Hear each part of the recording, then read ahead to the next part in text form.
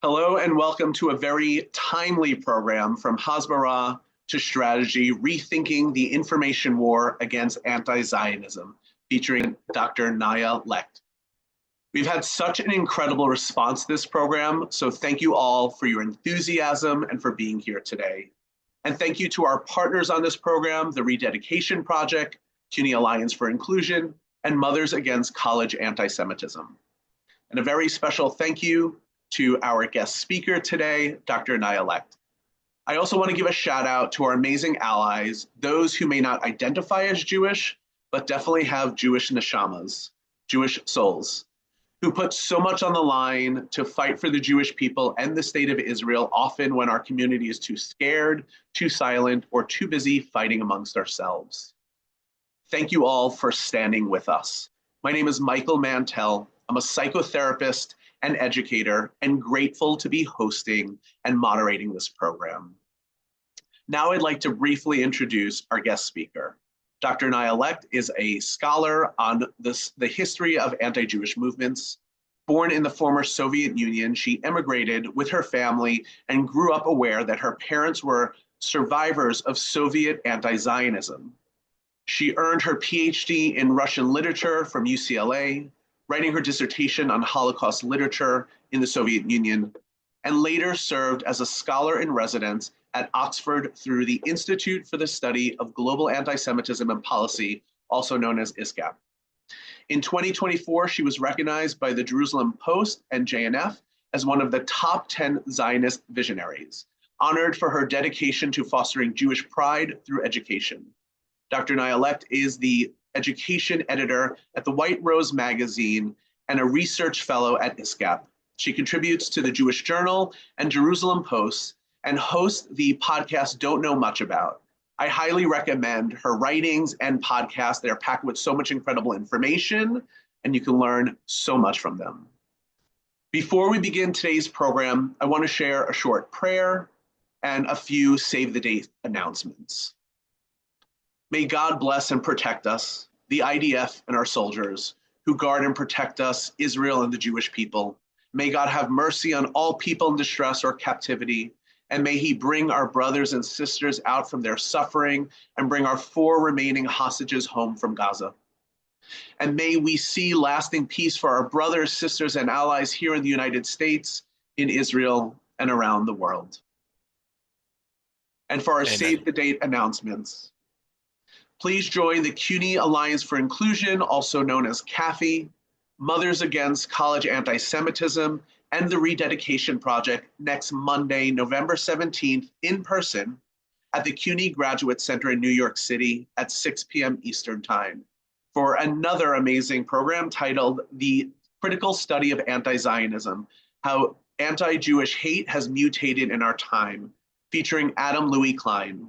Dr. Naya Lekht and Adam Louis Klein are both doing such great work together, and that program will be an excellent continuation of the conversation that we'll be having today.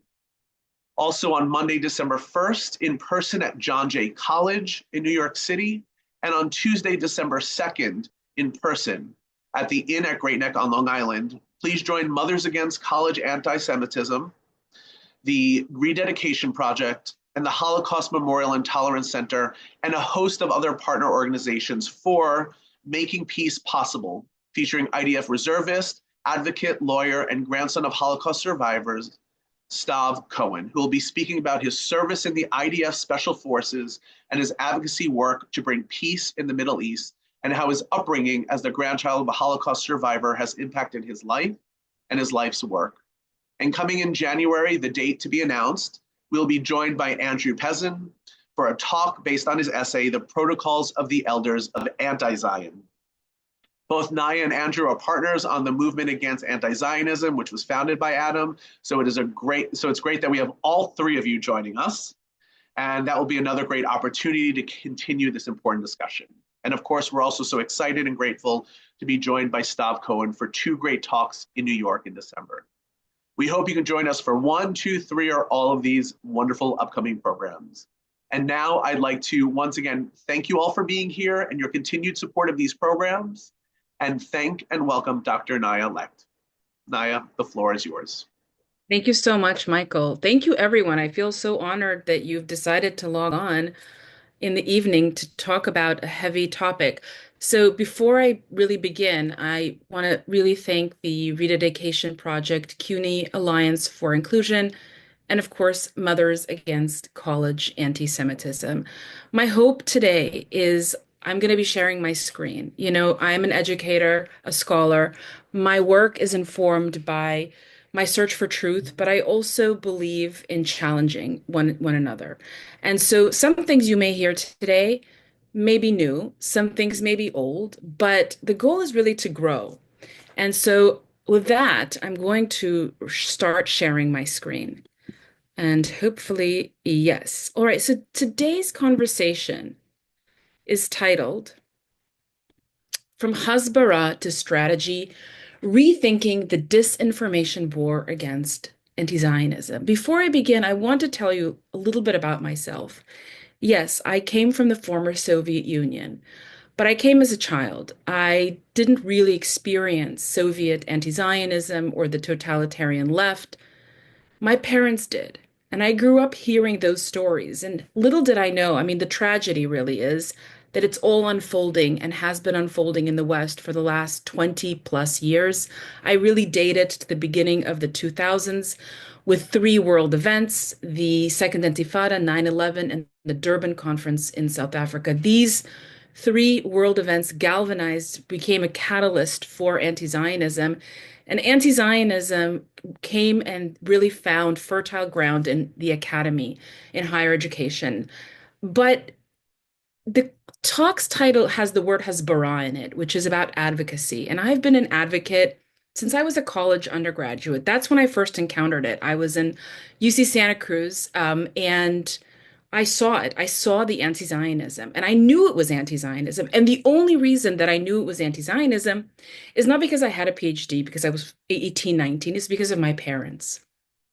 And what's striking and also quite disturbing is that when I went to Jewish professionals like Hillel on campus and my Jewish professors and told them, and I don't want to go into examples of personal examples I could share later of what I was experiencing, I was told anti-Zionism is not a form of Jew hatred, it's just criticism of Israel. But I knew that they were wrong, even though they had peer-reviewed scholarly articles and I had none. But I knew that I had personal experience through my parents. And so I've been doing advocacy work and I've been seeing us drowning. We are drowning. And people are like, why? Does Israel need better PR? Is that what's going on? And I want to take us through I have a mm, three points that I want to go through. I want to briefly discuss this advocacy, what I call inward advocacy. I want to talk about it because, by the way, I've participated in it myself. I want to describe what is inward advocacy and why has it not been effective. Then we're going to go into a brief lecture, on the three eras of Jew hatred. And finally, we're going to end with in the anti-Zionist era because we are living in the anti-Zionist era. We are not living in the anti-Semitism era. We are not living in the anti-Judaism era. We are in the anti-Zionist era. And as I'm speaking, I want you to start reflecting, or I invite you to when you speak about what's happening on college campuses today, or even in K through 12 schools, or in the medical field, and you're talking to your friends, or you're talking to someone, do you go, I can't believe the anti-Semitism? Or do you say, I can't believe the anti-Zionism, right? Do you use the word? And at the end, we're going to really explore why is that so important? Why is it important to reclaim the correct language here? So let's take a look at this inward advocacy. The inward advocacy is turning the pockets inside out. You see, we, and myself included, I put myself in this. I'm being very vulnerable with all of you tonight. We have misidentified this war. We thought that this was a misinformation war. It's not. It's a disinformation war. What's the difference? Let me explain. Misinformation is literally that, being misinformed. For example, as I tell my students, if I say, on September 12th, the planes flew into the Twin Towers. Oh, Dr. Leck, that's no, that was on September 11th. That's misinformation. I'm just misinformed. Disinformation is where you take a little bit of truth and you spin propaganda. And you in the fact of the matter is that because we have identified this entire narrative warfare as one born of misinformation, we thought, well, people are just misinformed, so we need to give them facts. We need to give them facts about Zionism. We need to give them facts about Israel, and we need to give them facts about the Middle East. And if you look deeper under there and you look at this inward advocacy and you start looking at, well, how did it look, this inward advocacy, the last 20 years? I've identified three subcategories, if you will. The first is defining the self. Let me tell you what Zionism is. Ask me what a Zionist is. I'm a Zionist. Let me tell you about Israel. Let me tell you about the Jewish people. Let me educate you about the Jews. Because we have thought that this was about misinformation. Then there was a second approach called Innovation Nation.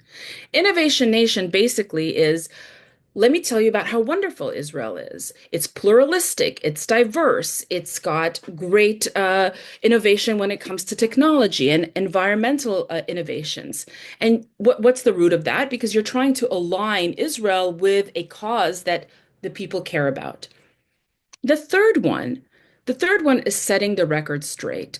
Well, if Israel is accused of genocide, you go into what I call, or what is called logos mode.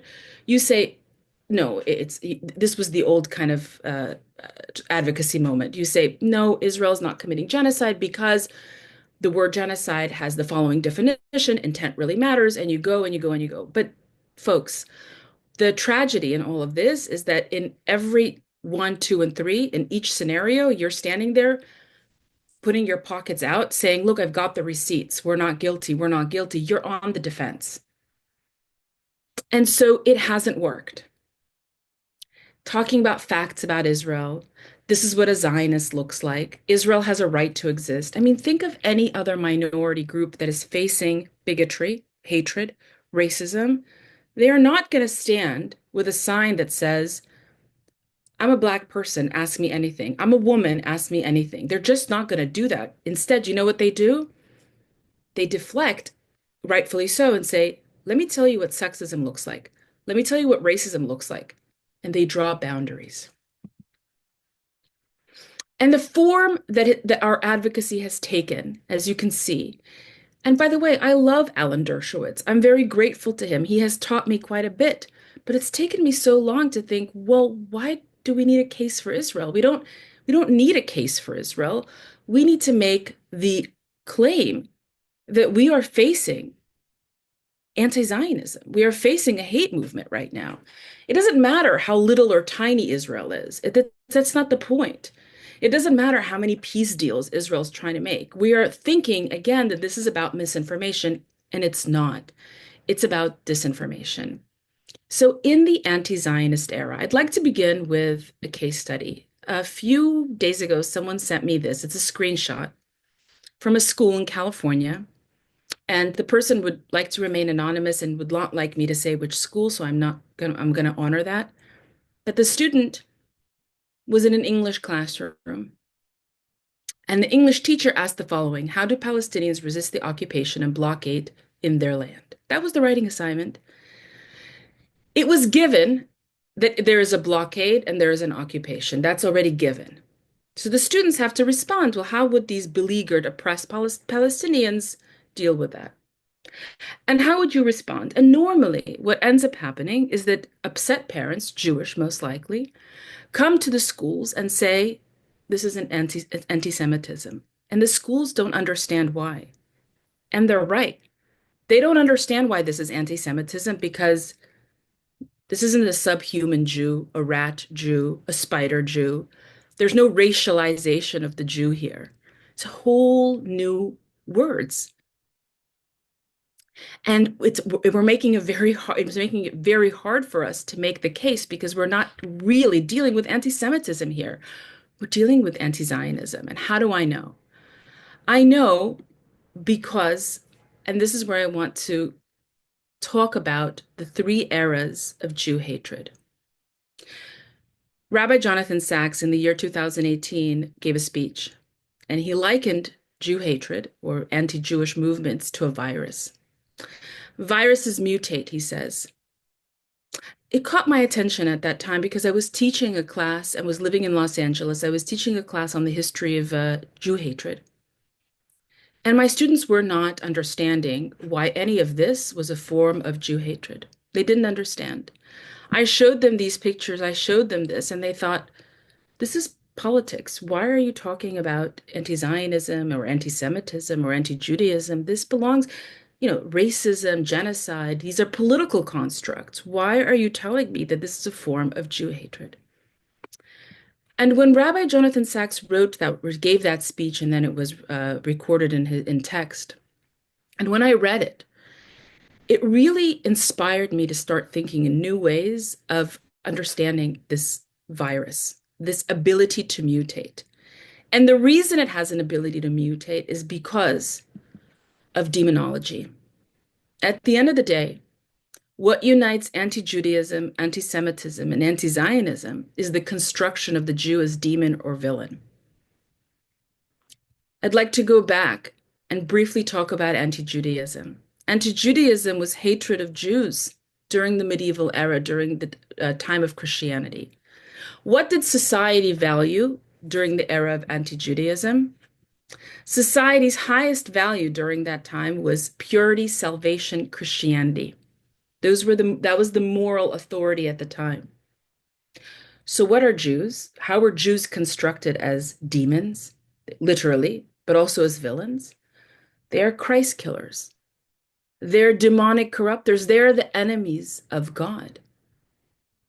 And hating Jews became virtuous because Jews were a threat to salvation, to Christianity. And that is the era of anti-Judaism.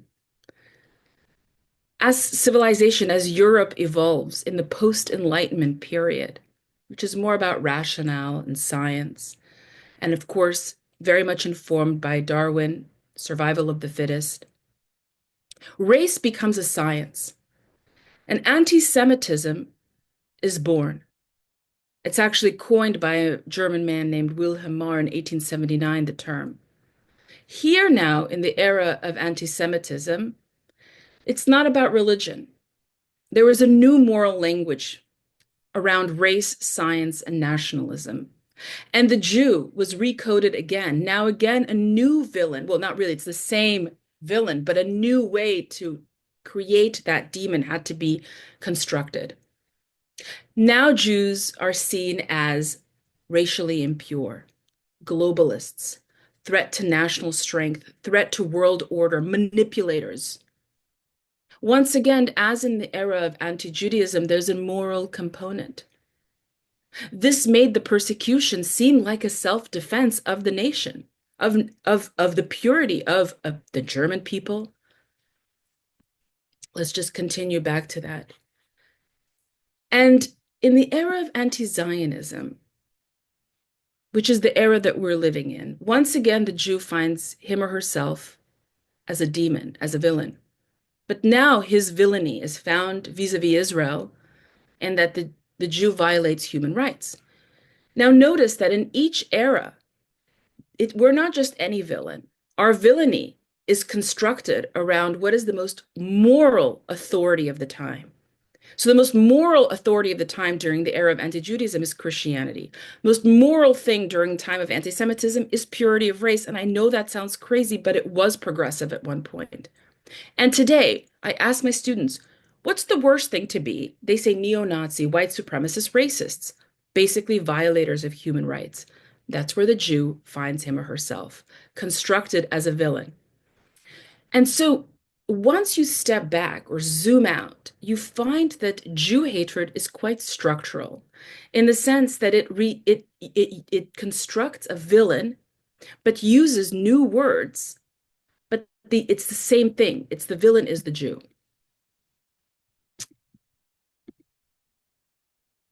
In the era of anti-Zionism, this is after World War I, race-based hatred becomes really bad and immoral. So this virus updates, it mutates. Now, as I said again, what do we care most deeply about? Human rights. So anti-racism, indigeneity, oppression, decolonization. So now the Jew Israel Zionist is recoded again. Now the Jew is a racist. Zionism is racism. Colonizers, apartheid, oppressors. To make this point much more lucid, I want you to think about the construction of the villain as virtue and violation. So tell me what the worst thing to be really, and I'll tell you it's the Jew. If the virtue is salvation in Christianity, the Jew is the Christ killer. That's the deicide libel. If the virtue is innocence of the children, the violation is ritual child murder. That's blood libel. If the virtue is purity again in God, Jews are devils. If the virtue is world order, the violation is that Jews are nefarious. They have a cabal that they're trying to upset the world order. If the virtue is indigeneity, I'm basically describing the construction of the demon, of how you construct the villain. You take the virtue, whatever the virtue is, and you say, so the Jew violates that virtue. If it's indigeneity, it's imperialism. The Jew is now cast as imperialistic and a colonizer. And if the virtue is peace, well, then the Jew is a warmonger. This is a German cartoon, Der Jude, Kriegenstifter, which means basically war instigator or warmonger. And if today it's human rights and justice, well, then the Jews are, or vis-a-vis Israel, are cast as racist, apartheid, and Nazis. This is particularly why it's so difficult to fight this hatred, because it has such a moral component. It's a virtuous hatred. You know, I teach students, and something that I always tell my students is unless you're a sociopath, you don't wake up one morning and think, I'm going to go and kill a group of people. And really, it's something that I ask myself over and over and keep on asking is how do people get to a place where they want to keep the world clean like that? How did this woman wake up in the morning, participate in an anti-Zionist rally with a sign that says, keep the world clean? Well, she's no different than her predecessor, who would have carried a sign that said, keep the world clean of Jewish impure race, keep the world clean of Israel. So that's how you can see the patterns emerge. But I want to go a little deeper. I want to understand, how does one go about constructing villains or demons? How do you do it? And you do it through libels. Now, my students ask me, what does that mean? What's a libel? And I say, okay, let me give you an example. Let's say your name is Charlie. I say, Charlie, what'd you have for breakfast? He says, a muffin. I say, Charlie had a banana for breakfast. That's a lie. Did it damage Charlie's reputation? No. Libel. Charlie had muffin for breakfast sprinkled with a little of Palestinian blood in it. Takes a little bit of that truth. He did have the muffin. And inserts a libel. Libels, you have to understand, are the delivery mechanisms of this virus. They are the ways that the villain is constructed. The purpose of a libel is to demonize. That's it. It's to put a stigma on Jewish people and to villainize them, to demonize them. Take a look at these libels. Take a look at these constructions of Jewish villains, Jewish demons. This is from the anti-Semitism era. So you can see here you've got Die Spinne, which is the spider, subhuman Jew with his big Jewish nose, racialized. And he's about to, of course, perhaps even bite her, this Aryan, pure woman, maybe a bit of blood libel in there. You've got the poisonous mushroom with a Jewish star, again, that racialized feature. You've got the Jew who's offsetting the world by starting wars. You've got the Jewish rat. These are all libels, but they belong to the era of anti-Semitism. That's not what we're dealing with today. They led to this. So people don't understand that these libels have severe consequences. Severe. This is the consequence of anti-Semitic libels during the Nazi era. This is Kristallnacht. Kristallnacht, we just commemorated Kristallnacht a few days ago. It's been 87 years. But people who participated in Kristallnacht because they were infected by this virus of anti-Semitism, and it constructed the Jew through the race polluter libel.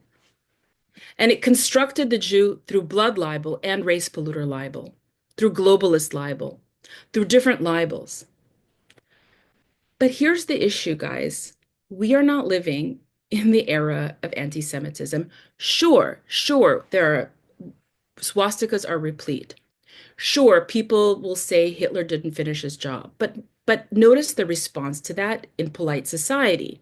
People reject that. People say that's not right. If there's a swastika in school, people quickly say, "Oh, we need to cover that up. We need to get rid of it." Rightfully so. But when they see this in schools, they're confused. And they're confused because we have for 20 years not identified the target, and the target is anti-Zionism. I want to go back to that diagram of Jew hatred and the three eras: anti-Judaism, anti-Semitism, and anti-Zionism. And in this particular diagram, instead of talking about Jews as violators of Christianity, violators of purity of race, violators of human rights, what I'm trying to show here is the delivery mechanism through libels. So in the era of anti-Judaism, there was the Christ killer libel and blood libel. During the era of anti-Semitism, race polluter libel, world domination libel, also dual loyalty libel. And today, in the anti-Zionist era, and by the way, anti-Zionism wasn't born today or even 20 years ago. It comes from the Soviet Union.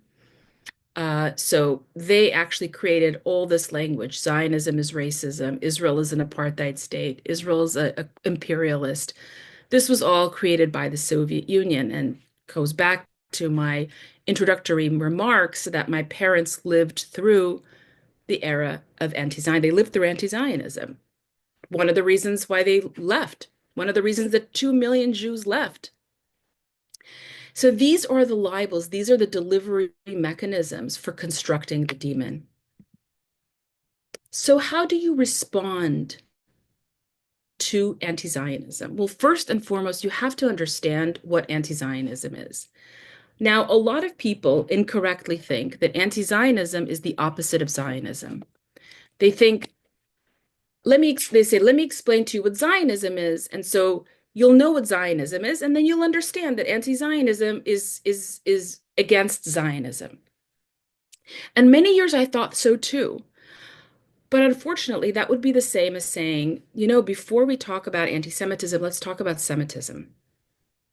You don't need to do that.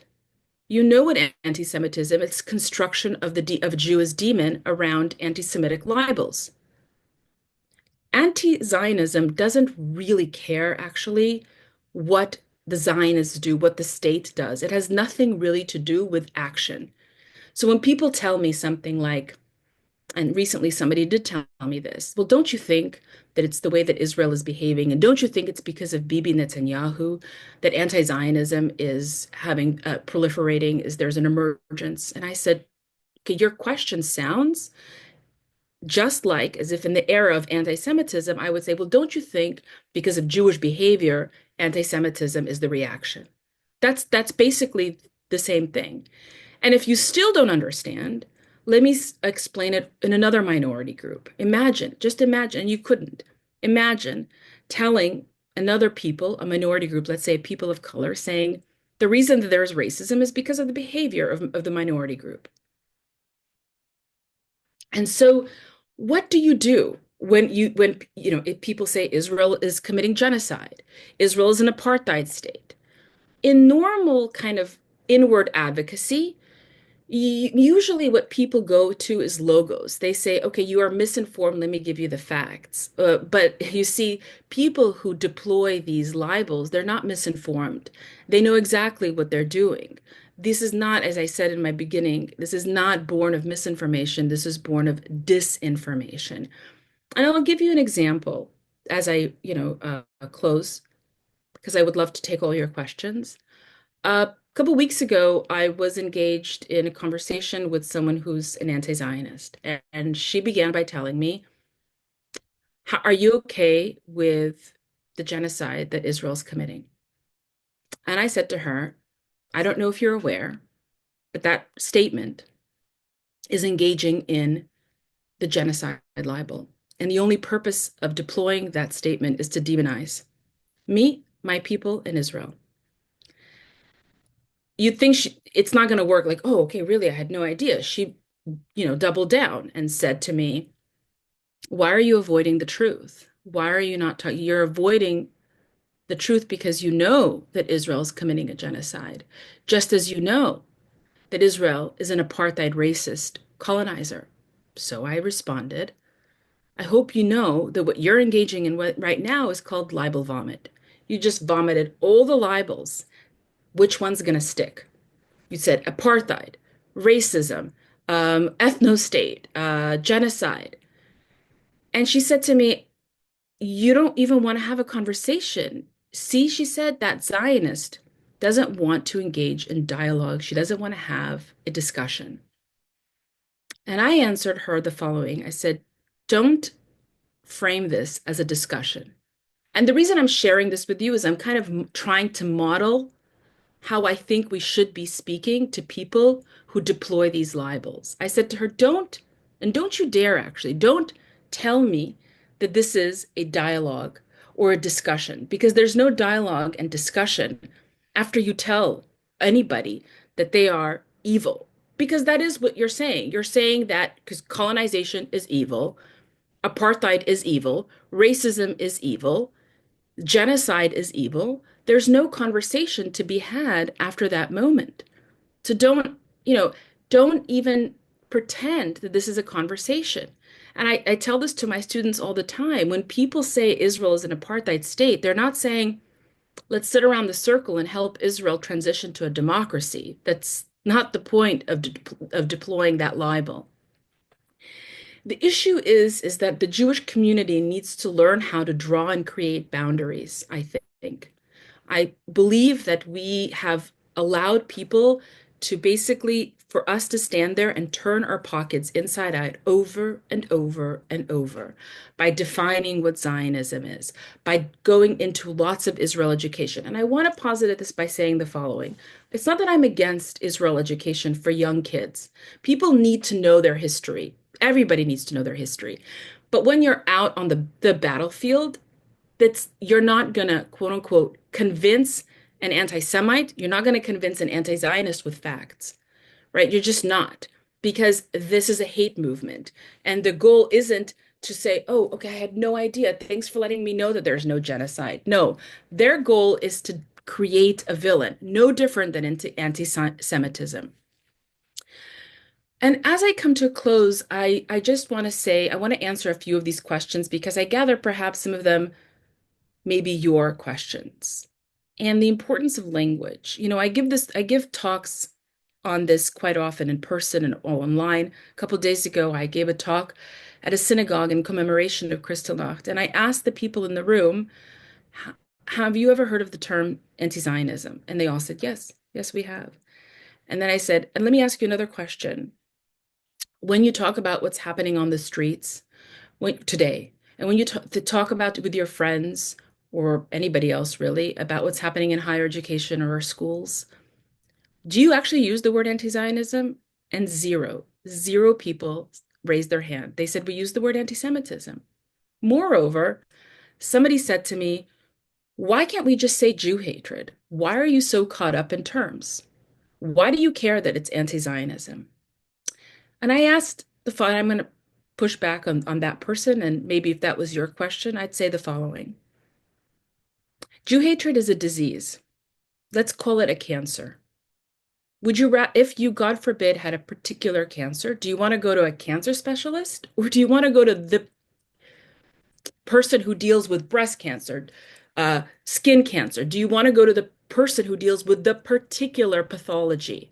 Because anti-Zionism is the particular pathology of our time. And so there's this avoidance within the Jewish community. It's quite interesting to observe of saying, I don't want to really even use the word anti-Zionism. I mean, it's all the same thing, anti-Semitism, anti-Zionism. And I say to them, you have to understand that language is everything. I'm sure there are Jewish people in this virtual space and not. I'll just tell you one thing about the Torah. And in the Torah, it says that when God spoke, he created. The word for Hebrew, daber, has the same shorish or root with davar, which is thing. Literally, when God spoke, things came into being. When you speak, you shape reality. So by avoiding the term anti-Zionism, you're doing grave disservice to the problem because you're not naming the problem. The problem isn't just some ambiguous Jew hatred. We are in the anti-Zionist era.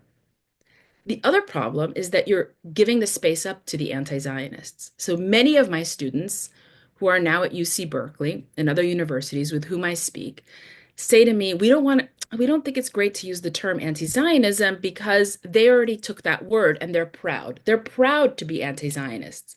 It means a good thing. And I said to them, the term anti-Semitism was a good thing too.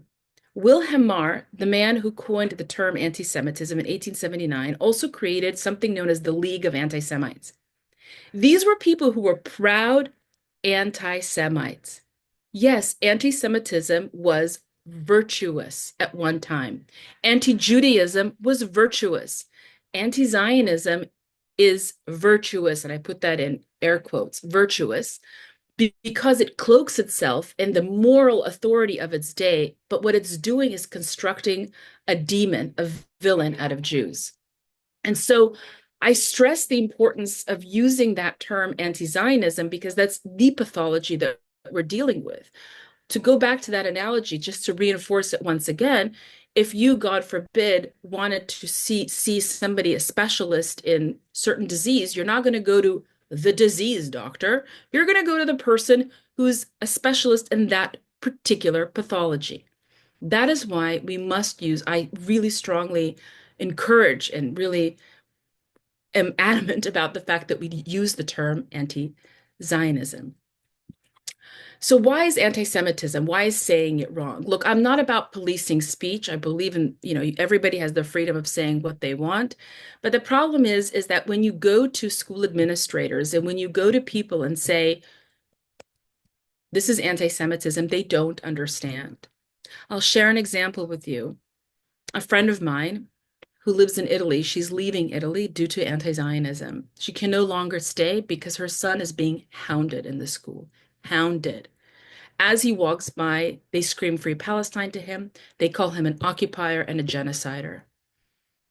His music teacher hung in the classroom, Stop the Genocide in Gaza. They were furious, the parents. They came to the teacher and they said, this is anti-Semitism. And the teacher didn't understand. He genuinely didn't understand. He said, I don't understand. I have no problems with Jews, he says. I don't understand why you're saying anti-Semitism. And he doesn't, right? Because anti-Semitism is about racialized Jewish features. This is anti-Semitism. This is not anti-Semitism. Just to begin, this is not anti-Semitism. And so that is why it's so important that we use the correct language. And by the way, some people won't even understand. So it is your opportunity to teach them in that moment, to teach that teacher to say, Jew hatred evolves. And when it evolves, it redresses Jews. It dresses them in new words and new labels that code them for villainy, for demons. Here's another one that I get. What about Jews who are anti-Zionists? It's really hard. Why do you insist that we use the term anti-Zionism? There are Jews who participate in anti-Zionism and they're proud of it. And this is what I will tell you. I think we have to let go of this idea that Jews cannot not participate in anti-Jewish movements. Jews can absolutely participate in anti-Jewish movements, and they have historically. From Hellenized Jews to Jews who participated in the Holocaust, Jews who voted for Hitler, by the way. There was a group of Jews, a League of Jews for Hitler. And in the Soviet Union, the birthplace of anti-Zionism, you had a Jewish group known as Yevsiaktseh. I want to spend a little bit of time talking to you about that group.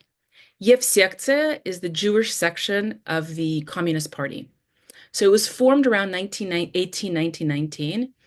And what it did was the Soviets enlisted Jews to do a lot of their bidding and dirty work in hounding Jews who wanted to hold on to their particular Jewish identity and not want to become communists first. So what the Yevsekce did is terrible. These were Jews who accosted fellow Jews on streets, beat them up.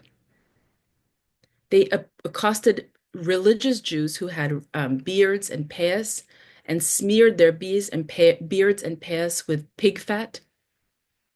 They helped to imprison Jews who studied Hebrew in the early burgeoning Soviet state.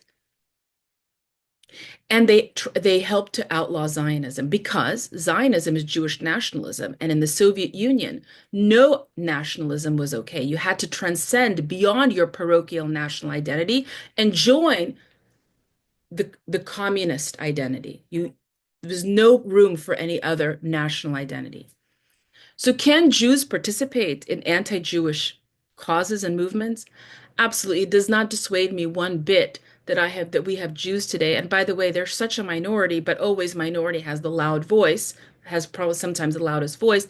The fact that there are Jews who are anti-Zionist does not in any way sway me into rethinking whether anti-Zionism is a form of Jew hatred. It absolutely is.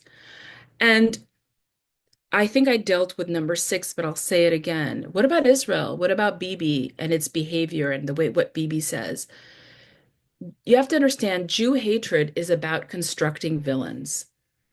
It doesn't really care about Jewish authenticity and meaning the Jew and where the Jew really is. It's about creating a villain. It doesn't matter what the Jew does or what the state of Israel does. The state of Israel could be the most squeaky clean state on the earth. For the anti-Zionists, the goal is to eradicate through the delivery mechanism of libels. That is the goal. And as I said before, I'll stress it again, you you would you would be upset, and rightfully so, if any other minority group if would be said to have be guilty for their own oppression or for their own bigotry. If any other minority group, for instance, let's say African Americans, would you say your behavior contributes to racism? It's absolutely abhorrent. That's exactly the same as saying, well, look at the way Israel is. It's not about state action. It's not about Jewish action. Jewish action did not contribute to anti-Semitism. Jewish theology did not contribute to anti-Judaism. And Israel is not contributing to anti-Zionism. Furthermore, I'll tell you this much. You don't need the state of Israel for anti-Zionism. Anti-Zionist activity predates the reestablishment of the state of Israel. Arab pogroms starting in the 1920s in Libya, in Yemen, in Iraq, in British Mandate Palestine, the Hebron massacre of 1929. You don't need Israel for anti-Zionism to exist. Anti-Zionism is about constructing a villain. But it's hard for people to see because it is coded in language that's virtuous. But here's the thing, it always was. We just now see it because we understand that constructing people according to race is really ugly and terrible, but it wasn't. It wasn't ugly and terrible in 1910, in 1920. In fact, I just, taught this to my students today. I'll say it to you guys as well.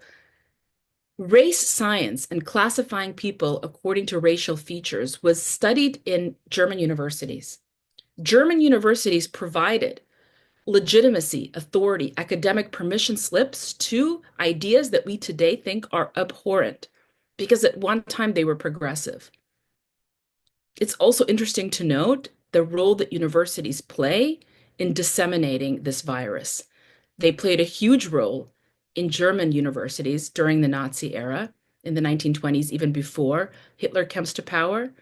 And they're playing a ginormous role today in our higher education in disseminating this virus. So I see that I am almost at the top of the hour. I want to leave room for your questions. I again want to stress that I think it's studying my own self and my own trajectory in the last 20 years, from when I was an undergrad to graduate school and thereafter. I tried all three. I did defining the self, I did Innovation Nation, and I did setting the record straight. And I did this because I was, this time I'm going to use the right word, I was misinformed.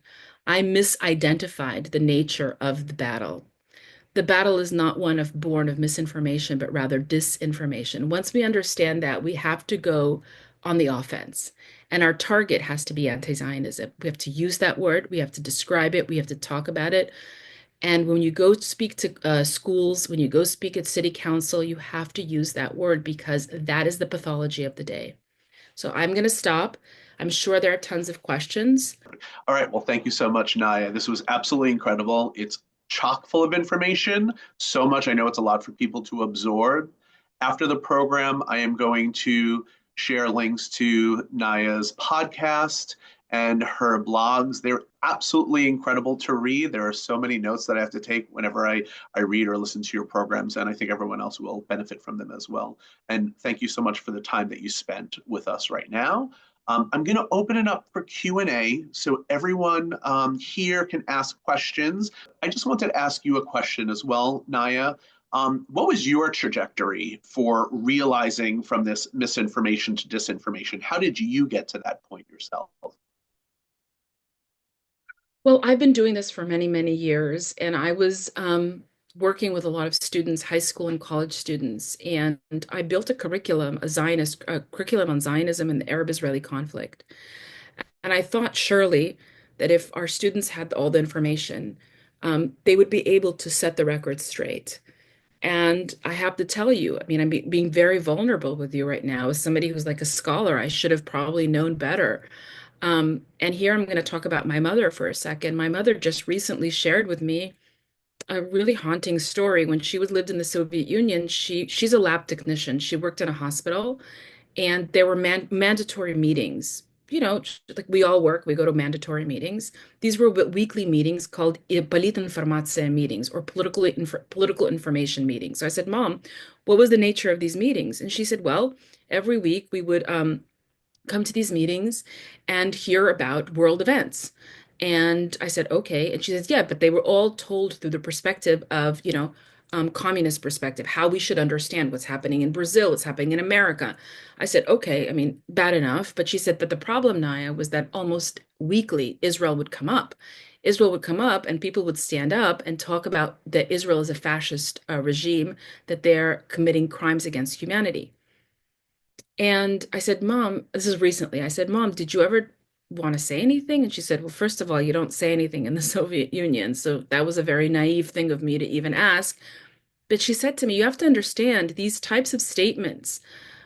They're not about setting the record straight. These people have bad intentions. You are projecting your own good intention and thinking, oh, you're just misinformed, therefore others must be misinformed too. That's not what we're dealing with. And she's not a scholar, but she really taught me that. This happened just a few months ago, where she shared with me that story. And I realized that, I mean, and I sent many students off to quote unquote the battlefield in college with all this information, with, knowing about the San Remo conference, knowing about all the proposals put forth before the Palestinian Arabs, and thinking that this is about the Arab-Israeli conflict. In fact, so many people told me that, oh, in order to fight anti-Zionism, we need to have like a mini PhD in the Middle East and Israel. And I would say, yeah, yeah, yeah, you do. But the truth of the matter is you don't. And I think I realized this both through working with Movement Against Anti-Zionism, which is a new movement that you all should really know about. My mother, who shared with me her stories, and the fact that she said, Naya, you're projecting your good intentions, thinking that, these people are just misinformed. They need to set the record straight. But once you zoom out once again and really understand how Jew hatred functions, and I keep on repeating this, so I'm sorry to belabor the point, but um, once you understand that at the end of the day, this is about creating villains. This is not about information, having the right information. This is about creating villains. And what I think, so my own, as you say, trajectory, my own journey in all this is I realized that I'm misunderstood, misidentified this battlefield as being one of misinformation when it's really about disinformation. And disinformation is the malintent to spin truth in a way. I saw one question, what's the difference between misinformation and disinformation? Is to spin truth, to take truth and then spin it to such a degree to make people question their sense of reality. And the Jewish people have been questioning. It's so sad, it's so traumatic. They've been questioning their sense of reality. The fact that we haven't even understood and come to this battlefield, understanding that it is one where people are constructing villains of us, and we are sitting here turning our pockets inside out. This is what a Zionist looks like. I'm sorry, shame on us. Shame on me, really. I'm being really vulnerable with you this evening. But that means that there's new work to be done and great new work. And the truth of the matter is that I've seen some amazing things happen when you give students, when you give people, empower them with this education, and they start using the term anti-Zionism. It's wonderful. So I hope I was able to answer that question. That was amazing. And I've said before, I've had the privilege of getting to know you a number of years ago and following your work for a very long time. And I saw the great work you did for young people and their families. So I don't think it was for naught. You did such incredible work. The other thing that I was going to say is I think it's so important for us to know who we are. So I think that's such important information. But as you said, to understand where other people are coming from, so we're not just repeating facts ad nauseum, but we're actually targeting the hate movement for what it is. So I think that's awesome, and it also reminds me of I guess it was 1100 to medieval Europe with the disputations where Jews would have to argue with Christians and new Christians the merits of Judaism, and essentially it was really just to put Jews, um, you know, uh, in that difficult situation, and it wasn't necessarily for Jews to win. So that's what that Well, reminds me Well, almost. well, so that I just because you mentioned that, I recently read Joseph Flavius, who's a historian of the first century. He wrote against Appian, and it's a disputation, basically where he fends off accusations, and he goes into logos. He goes into inward strategy, three, defending Jewish history and Jewish claims to Judea. So that was fascinating for me to read that the Jewish people are kind of in this deja vu, if you will. Perfect. So I'm going to go down the line. If anyone has a question or a comment, it would be helpful for me to just keep track if you can raise your virtual hand. It's one of the emojis at the bottom or the reactions at the bottom of the screen. You click on that and raise your virtual hand. That will put you in line in the queue. It'll make it a little easier for me to keep track. We have a lot of people, so I'm going to stop asking questions. I'm going to call on Sharon. Super. Hi, Naya. Thank you for the presentation. We've actually connected before. I'm also involved in Jewish rights advocacy. I'm very pleased to see the understanding starting to shift within the community about anti-Zionism being the era that we're in. My question to you is, so we want to be able to understand that we're in the anti-Zionism era and to use this language. Is there also any value in using the language of anti-Israeli racism? And the reason I bring that up is we have a movement here in Canada about anti-Palestinian racism that is part of the campaign to undermine Israel and delegitimize Israel. And in our society here in Canada and lots of other Western nations, racism is the cardinal sin. So should we be using and mirroring that language with a term like anti-Israeli racism? That's a great question. I think that we should be using the language. I think we should be using the correct term, which is that we are dealing with anti-Zionism. Now, anti-Israeli racism is that subset. Regarding anti-Palestinian racism, I just want to say a few cursory remarks about that. Anti-Palestinian racism, born in Canada from Canadian lawyers, by the way, um, came about after IRA.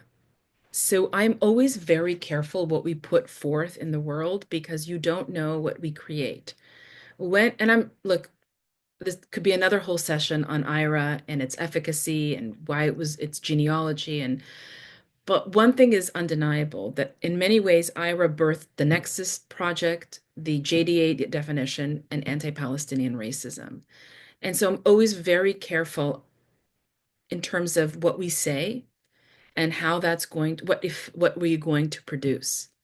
Now, it's not that I'm against saying anti-Israel racism. I just think that what we're dealing with right now is anti-Zionism. And yes, it is also anti-Israel racism. So again, I'm not against that term per se, but I want to just be cautious what we say because I just am worried what we put forth. That was a great question. Lisa, you have your hand raised. I do. Thank you so much, and it's so good to see Naya. Um, I put it in the chat as well. I guess where I'm struggling is as soon as I hear the connection between Zionism, well, I feel like Zionism has just been equated to Israel. And of course, I'm Jewish and I have a strong identity or connection to Israel, but it feels hard to pull those apart. Um, and see that the hatred is really not towards Israel, it's really towards Jews, it's towards all Jews. So, in that figure of the forms of Jew hatred that Naya projected, which I've seen before, all the other forms of Jew hatred are Jews violate, Christianity, Jews violate, racial purity. I apologize, I can't remember exactly what the picture looked, but then it was Israel violates human rights.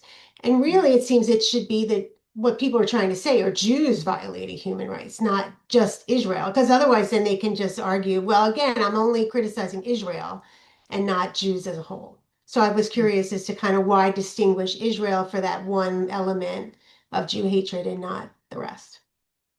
Yeah. I'm pulling something up that I think is going to help answer your question, but it's taking me a while. But I think you have to understand I would like to welcome you to understand that it doesn't matter the words change and shift, but it's the Jew, it's how you construct the Jew.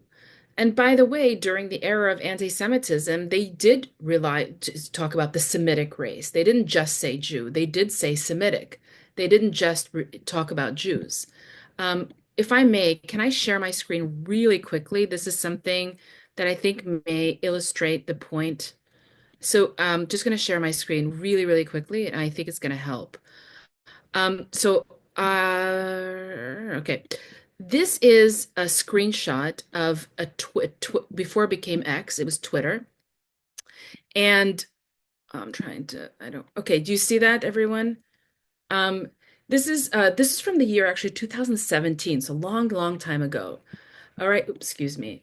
So I asked my students, I literally took quotes from Twitter. Certain news outlets were Jewish organizations that produce Jewish content. Jewish is an ethno-national project. Jews have hypnotized the world. Dirty Jewish shit. Excuse me. Free Germany, F the Jews. Jewish pig. And I asked them, guys, is this Jew hatred? And the students said, absolutely. So I said, I'm sorry, I kind of hoodwinked you a bit here. None of them actually say, so it's 2020, none of them actually say Jew. The actual tweets say Zionist in Israel. And that is a case study in basically the wily nature of this virus, in that it's not about the word Zionist, it's about the idea that dirty, dirty, filthy Jew, dirty, filthy Zionist, pig. That word is, the modifier Jewish pig, Zionist pig, free Palestine, F Israel, F the Jews. Ilhan Omar, she didn't say Jews hypnotized the world. She said Israel has hypnotized the world. My point in sharing this is that the Jew hater, the anti-Zionist, the anti-Semite, the anti-Judaist, whatever era we're talking about, we're in this era today, an anti-Zionist era, knows exactly what he or she is doing. They're being very, very wily and very tricky. When Wilhelm Marr coined the term anti-Semitism, he tried to distance himself from the benighted anti-Judaist form of Jew hatred. And he said, I have no problem with Jews as a religion. I have no problem with them. It sounds dissimilar. By the way, every single time when I was an undergrad, I'm going to stop sharing for every single time when I was an undergrad at UC Santa Cruz, and an anti-Zionist would come to speak, the first thing they would say is, I denounce anti-Semitism. It's a terrible thing. And I knew exactly what's going to come next. Once you say that, it's the Wilhelm Marr case. Wilhelm Marr in 1879 coins the term anti-Semitism, creates this League of Nations, the League of Anti-Semites. And when he would walk around and give his little talks, he would immediately say, I have no problem with Jews as a religion. My issue is with them as a Semitic people. And so, Lisa, to answer your question, is you're kind of where I am, which is I attributed good intention that these people are just misinformed. These people are in the business of constructing villains, and they're winning. But they're not going to win if we call them out for it. We call them out and we see you. I see what you're doing.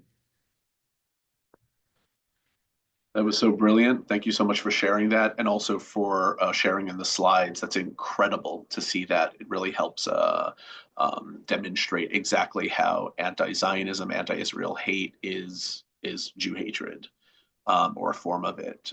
Jake, you have your hand up as well, and I'll just go down the list. Thanks, Michael. Thanks, Naya. That was a great presentation. Good to see you Thank you. again. Good to see you. So I've got a question. I've been on the same page as you on this for a good long while now, and so my question is three parts, really quick. One, in explaining anti-Zionism, do you like the Natan Sharansky 3Ds, the demonization, double standards, and delegitimization as giving people a tool to identify anti-Zionism when they see it? Second part of the question is, and that was incorporated into IRA, but not explicitly. It wasn't an early version in 2008. Then they took away those categories. We've been doing IRA and passing IRA in states as both binding legislation and resolutions and endorsing it. And as I've been going around from state to state, I've been explaining it to people as saying this gives us a definition that recognizes anti-Zionism as a form of anti-Semitism, as a vehicle for spreading anti-Semitism. So my question is, I'm just curious, with the focus on the term anti-Zionism, and here we've got the IRA definition of anti-Semitism. What's your thought on this whole approach and where we are now? Yeah, it's it's complicated and not at the same time. I think that IRA is a great transitional tool, but I unfortunately think that by using the word anti-Semitism, we're seeing the wrong doctor, if you will. We're seeing the wrong doctor for the wrong pathology. We're not living in the era of anti-Semitism. We're in anti-Zionism. And regarding the three Ds, I know exactly what you're talking about. I used to think that look, everything was great because it informed the next step and the next step. And I think that, for instance, if you take a look at, so the 3D, just for everybody here, was developed by Natan Sharansky to help see whether something is called crossing the line between criticism of Israel or Jew hatred. And I think that the nature of that, even that discourse, that conversation reveals that we're talking about Jew hatred because nobody's having that conversation about anti-Francism or being anti-French. Like, when does criticism of France mean you are anti-French people? The fact that that is only attributed around Israel already reveals it speaks volumes in itself, is what I think. The whole obsession that we in the Jewish community, because we want to give the space for people to, it's okay, you could be critical. It's okay, you could be critical. It's strange to me to observe because in the anti-Semitism era, it's as if we're saying it's okay to be critical of Jews. Just don't cross over. Just don't say Jews have big noses. You can comment a little bit. You can criticize their noses just a little. Just don't say all Jews have big noses. That's what that sounds like. And so regarding double standards, I'll go back to the era of anti-Semitism. Imagine if we are all living in 1910, and we're all figuring out like what's going on, what's this new hatred called? I think it's called anti-Semitism. How do we figure it out? Oh, it's the 3D one. Oh, so anti-Semitism is when you put double standards onto the Jewish people. Oh, but like the German people, I'm sorry, the Russian people living in Germany who are advocating for communism, why aren't you criticizing them and accusing them of dual loyalty? I don't know if you guys are following what I'm trying to do in that analogy. I think going back to this whole conversation about when does it cross the line, itself reveals that it is Jew hatred. It's self-revealing. I think that 3D, again, as an IRA, a great transitional tool, but we desperately need new language and we need to describe, expose exactly what we're dealing with right now. I hope I was able to answer. Yeah, I guess just a quick follow-up on it. The place where we get stuck is if we when we're dealing with legislatures or university administrators or courts even, and you talk about anti-Zionism, they say, well, that's politics. And we need to bring it back and say, but it's targeting individuals. It's targeting Jews. Anti-Zionism is targeting Jews, and that's why it's a form of Jew hatred or anti-Semitism. And Yes. it's bringing it back to make it fit into American anti-discrimination discourse and law. And that's kind of the what we're trying to do with the IHRA, and Yeah, I that's our hear you. I challenge. hear you. It's a challenge is trying to fit this complex hatred. Jew hatred is one of the most complicated forms of hatred because it has that capability to mutate and cloaks itself um, in the virtuous language of the day. And so people get caught up thinking this is a conversation about politics, but it's not. It's demonology. This is a demonology project that we're facing. Well Thanks. said. Thanks. And thanks for the question, Jake.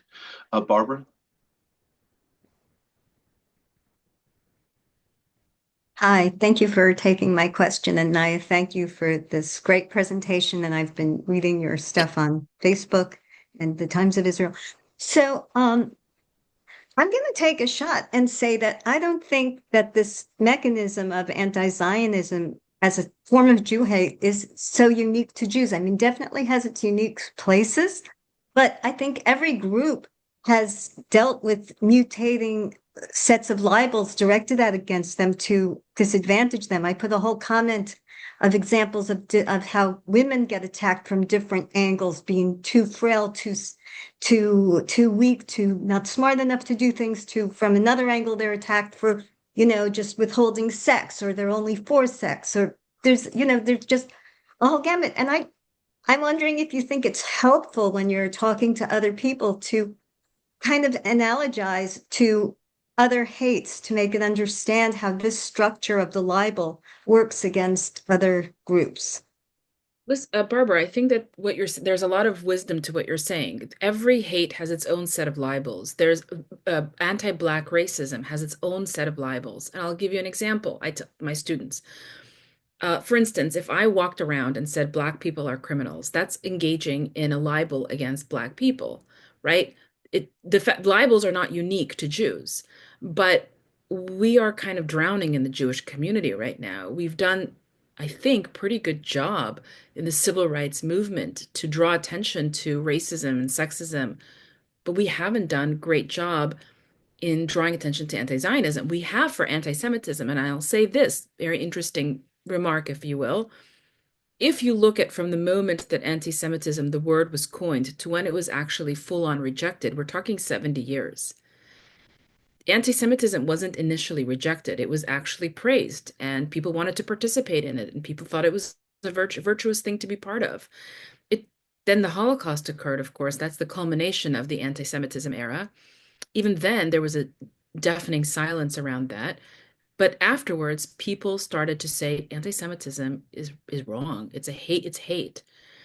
Well, now in the anti-Zionist era, which is the third era of this Jew-hating virus, I think it's really important that we call out that it is a hate movement. So I agree, in the sense I agree with you there. Thank you. Cheryl? Hi. I totally agree with everything that you've said. It's brilliant. Your past hour. I'm on the board of ADL in Connecticut, and I hold a leadership position. Hmm. Um, I've been very frustrated with their lack of going there to fight anti-Zionism. And I'm wondering if you've encountered the same thing, if you've partnered with them at all, and any advice that you could give me in trying to, you know, have them understand.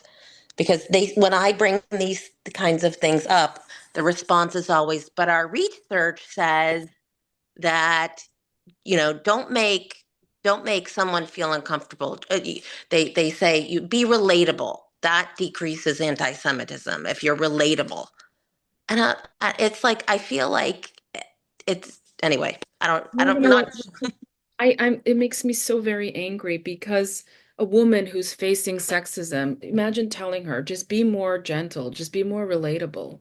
I mean, this is unbelievable.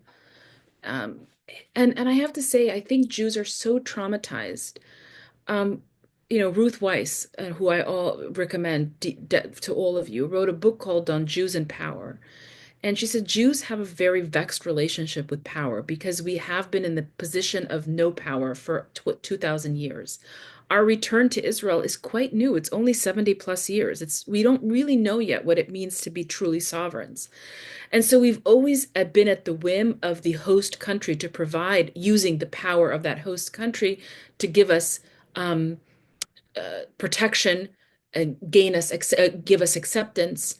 And so that type of response from the ADL, I'm sorry, is born of this type of fear where you are beholden to the powers that be. So please, be a little more gentle, be more relatable.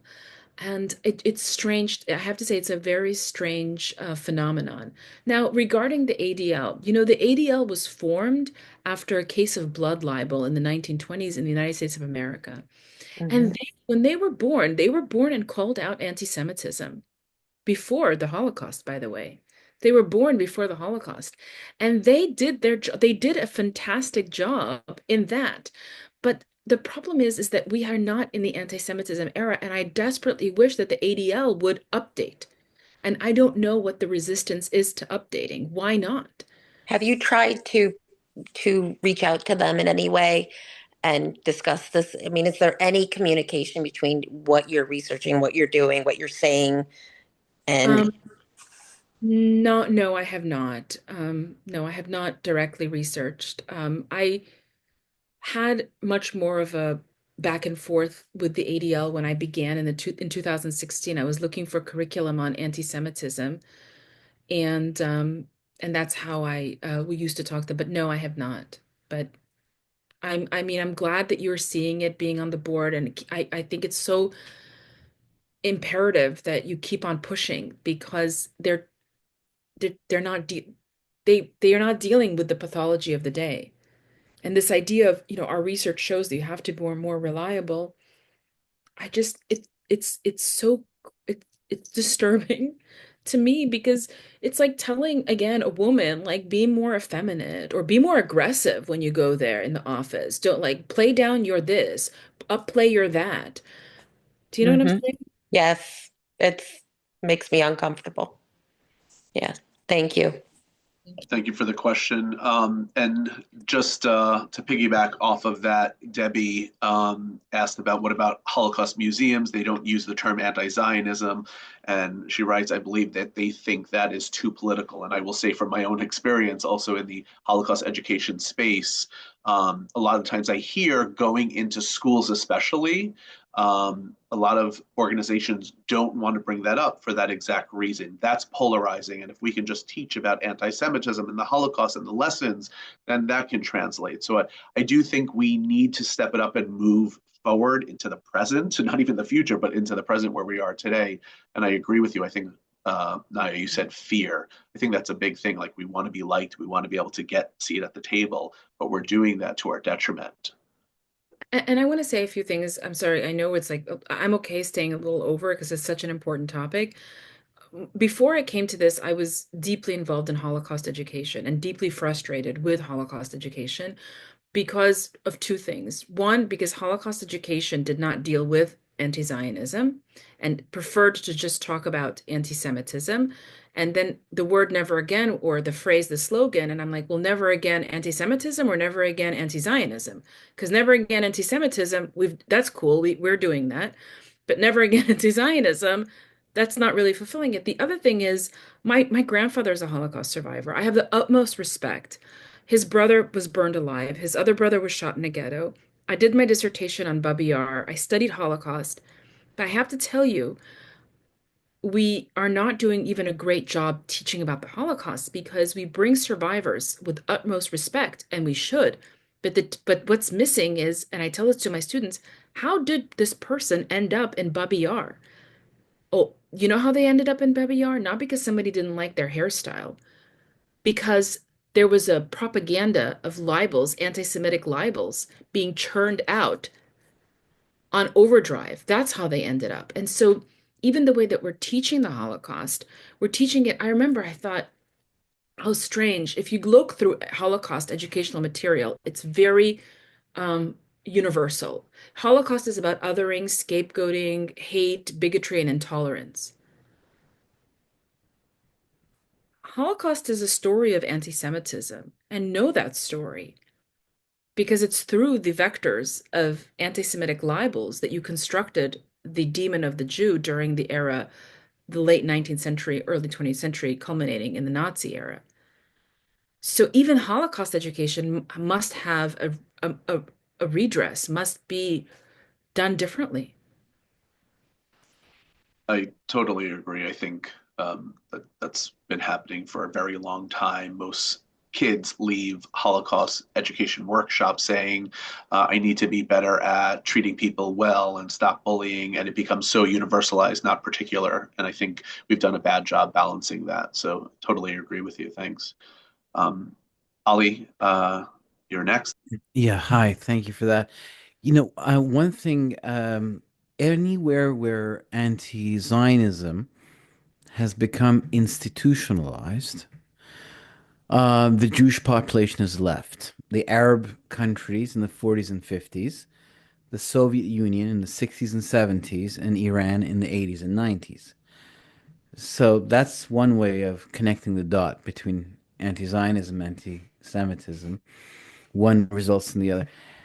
When it comes to, as far as, this central idea of Zionism, this mutated virus you're saying, there's a reason for that, as why this has come up at this time. And that's because of this idea of the battle of the mythos. So you've got this caliphate of Islam, which projects a vision for the future of humanity. It's the universalism of Islam, and the the Marxist movement also preaches a utopia at the heart of it. And before that, the Nazis wanted to create a utopia of the Third Reich, which they said was a 1,000-year Reich, because in the New Testament, the Messianic kingdom is 1,000 years. So these are utopia principles, and they're threatened by the presence of a Jewish nation in Jerusalem, a stone thrown at the Temple Mount, because it puts a lot of flesh on the bones of this other utopia story, the Messianic kingdom. And so this is a battle of the utopia principles at the level of mythos.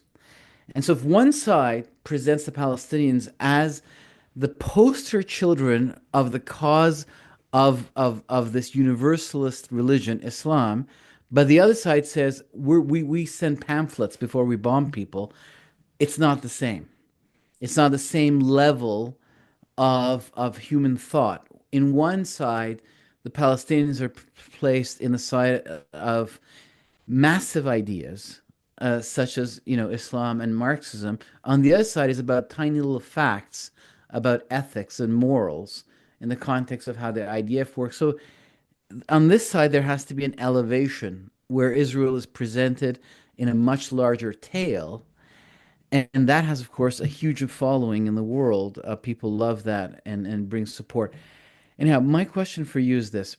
about the facts. This idea that facts don't cut it.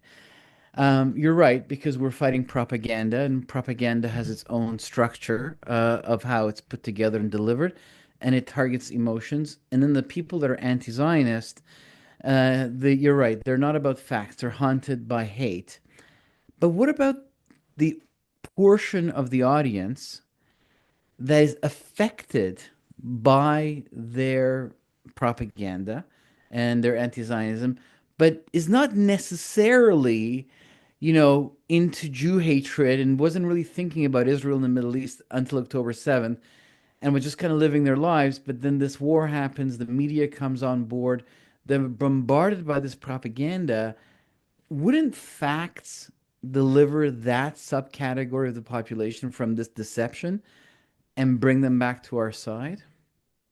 Listen, first of all, very interesting what you were saying before, but I guess it would be, you would need to study at what point does somebody become infected with this where the facts don't work? At what point is there a moment where the person is so infected that, as you say, this is a hate movement, that they've completely been affected by a hate virus, known as this case anti-Zionism? Um, I always tell this to my students, when you talk to people, you know this, when somebody is coming at you with the goal is they're totally, it's a propaganda for them. They're in demonology mode. They want to cast you as a demon, as a villain. But, you have to decide, maybe you're speaking to someone for which facts may work. But this presentation particularly notice it's about Hasbara and shifting advocacy in hostile spaces, in universities. Universities are hostile spaces right now. This is not a place right now where as you said it yourself, you don't lead with facts or you don't confront propaganda with facts. So you reveal the propaganda, you shine a light on it. It doesn't want the light to be shined. That's why they love it. They love when we go and start explaining what Zionism is. Excuse me from what I'm about to say, they get off on it. They love the fact that we are standing there turning our pockets inside out over and over and over. They don't want you talking about them. We must talk about them, not about But what us. do you when you say talk about reveal the propaganda? Give me a couple of examples right now. What? What did you say? What? When you say reveal the propaganda and You talk reveal about that you them, say you say to them, you are engaging in an anti-Zionist libel. Your goal is to demonize my people. I'm not standing. You draw a boundary, just like you would. Ali, I just had this with my class, and my class said to me, "You look weak, Dr. Lecht, if you don't address the accusation. You look like you don't want to say it." And I asked them, let's think of another minority group. Okay, we're going to go back to anti-Black racism and anti-Black libels. Would, if I were, let's say, Black, and somebody said to me, "Are you okay with the amount of crime that's happening in the Black community?" Somebody, do you know what I'm not engaging. That's racist. What you did is racism, right? I'm not engaging. They draw a boundary. There's no shame in drawing boundaries. We want to be so polite. We want to give them what I was telling you initially about my own trajectory, project our own selves onto them. That they're not you and they're not I. They're engaged in demonology. And so again, we're talking about in hostile spaces. In hostile spaces, you deal with the abuse. You don't turn your pockets out for abusers. Thank you for the question and thank you for the answer, Naya. It makes me think that sometimes when we engage, simply engaging in it gives credibility to the question itself rather than saying this is ridiculous, this doesn't warrant any time. And I think that's another thing. If we give it airtime, that's also a problem. I remember when I think it was Brett Stevens said that he would no longer um, be on stage with Peter Beinart. This is just an example because giving airtime to some of the rhetoric that he was sharing was making it almost credible for people to consider. So that's what that makes me think of. So I really appreciate how you shared that. Stan? Hi, Naya. Thank you so much for your presentation. My question was kind of a little bit addressed already. I was wondering what can we learn from other movements that have been successful, especially feminism and critical race theory. And when I say successful, at least in my impression, they managed to penetrate academia and they managed to kind of scale their message up. And I was wondering what we can do strategically to emulate whatever they did that worked. You mean, if I understand you correctly, how do we create a critical Jewish theory and penetrate the university? Is that what you mean? Well, I'm not sure what they did that worked for them, but whatever they did, it clearly kind of became part of the mainstream in academia, and it became a message that can easily be scaled up to a lot of young people. And so I'm wondering, what do you think they're doing right that we could kind of imitate? Yeah, it's a really great question, which should be in its own talk. I'm just gonna try to answer it very, very simply. And that is, it's not what they did, it's that the ground was already fertile for them. So when anti-Zionism arrived to campus with BDS, with calls to disengage from Israel, with calls to get Zionists off campus. When they arrived on our campuses, the campus environment was already provided a beautiful incubator. And the reason that it provided a beautiful incubator is because fields and disciplines were very much informed by the Frankfurt School. And I'm sorry if I don't want to speak, I don't want to go over the top of people's heads, but the Frankfurt School is a neo-Marxist set of ideas from Germany. And they basically were the inheritors of Lenin Marxism.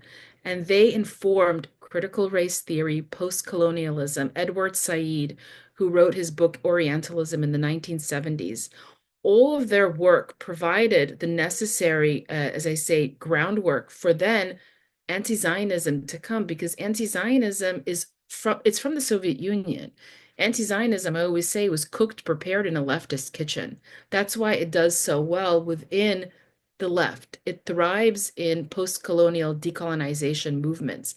So to answer your question, what is it that they did so well? It's not so much what they did, it's that it's like a perfect match between an ideology, Marxist, or if you want to call it critical race theory, post-colonialism, and anti-Zionism. It was a match. It was a perfect match made in heaven. And so, conversely, a lot of conservative Jews think, well, if we position Israel as the West, Israel as an outpost of Judeo-Christian values, perhaps we can match to Judeo-Christian values and save Israel that way, or save the Jews. But you see what's happening right now on the right as well, which deserves its own talk.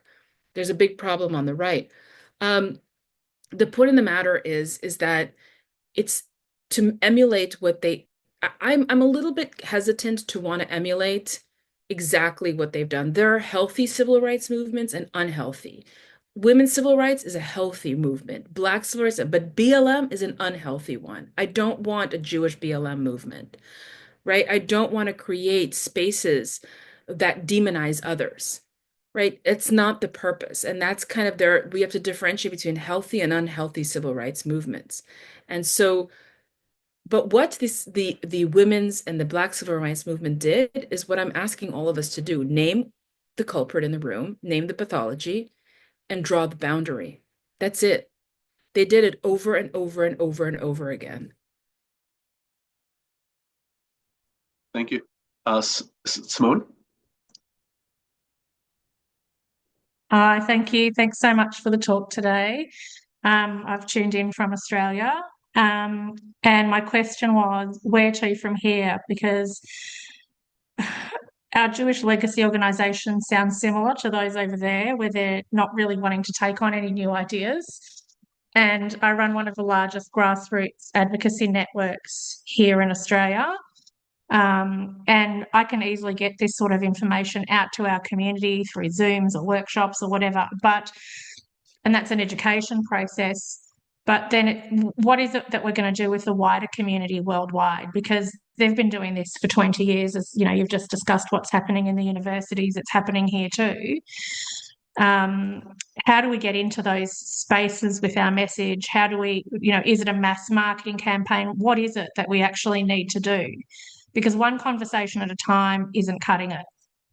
Yeah.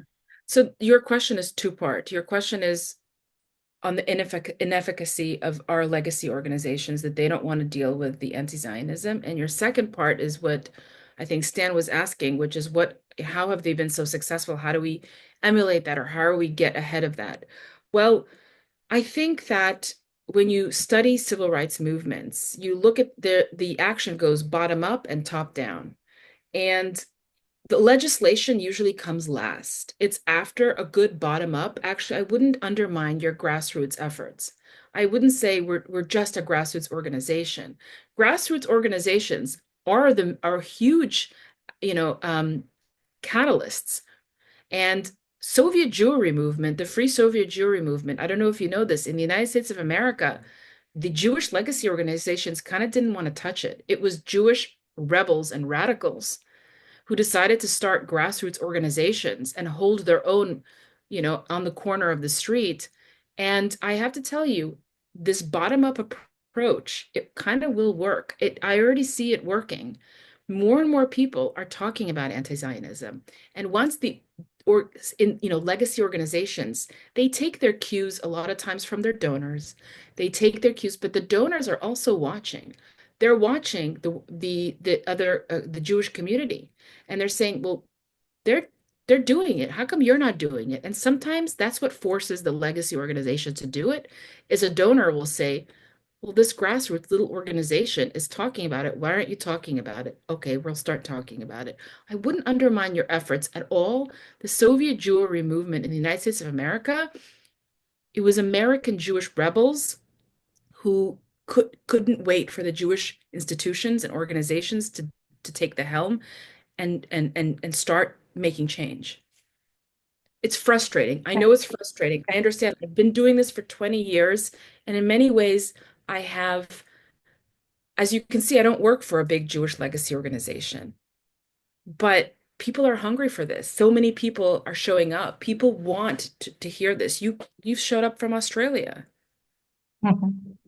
Yeah, thank you. That was an awesome question. And Naya, I think it's also people like you who are able to introduce these concepts that we're starting to say what we were doing and how we were thinking wasn't working. And we were just waiting for someone to help bring it out. And once that's introduced, I think it resonates with us, like you said. And I think this is where things will hopefully be turning around for the better, God willing. JC?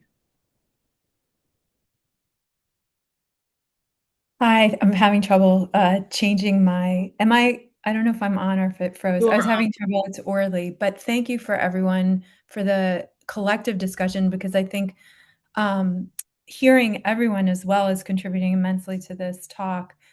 I wanted to ask the question on a few questions. One, I come at this from different perspectives, from technology, in which we look at messaging and reframing and repositioning, and that ties a little bit into linguistics.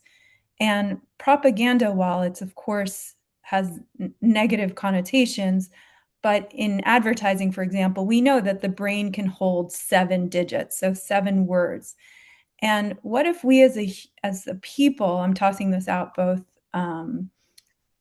but collectively as well, thought about our own messaging. Before today's Veterans Day, when we had to gain consensus for war, the government would engage in propaganda and ways to inspire individuals for movement. And simple words, which is what we said, Naya, you said earlier, simple is easier, right? When you say anti-Jew, and I agree with you on saying anti-Zionism, which I use myself, I say all three, but some of these words like anti-Semitic, anti-Zionism causes even more confusion in the opposition's mind. What we're doing now, just to give some order to things, is we're discussing the why this is happening and how it's coming from. And there's an overwhelming amount of information. There's disinformation on the Russian side, on Islamic disinformation is what's on the anti-Zionist propaganda was discussed at the Z3 conference. The question, I guess, is what can we do? It's understanding, which is what we're collectively doing here, is understanding the problem. How can we sit down and devise messaging, devise a simple word like I use, for example, Eretz Israel, land of Israel. Our name as a people is not just Israel. Our name in the Tanakh, in the Bible, is land of Israel. We have that name. We are indigenous to our land.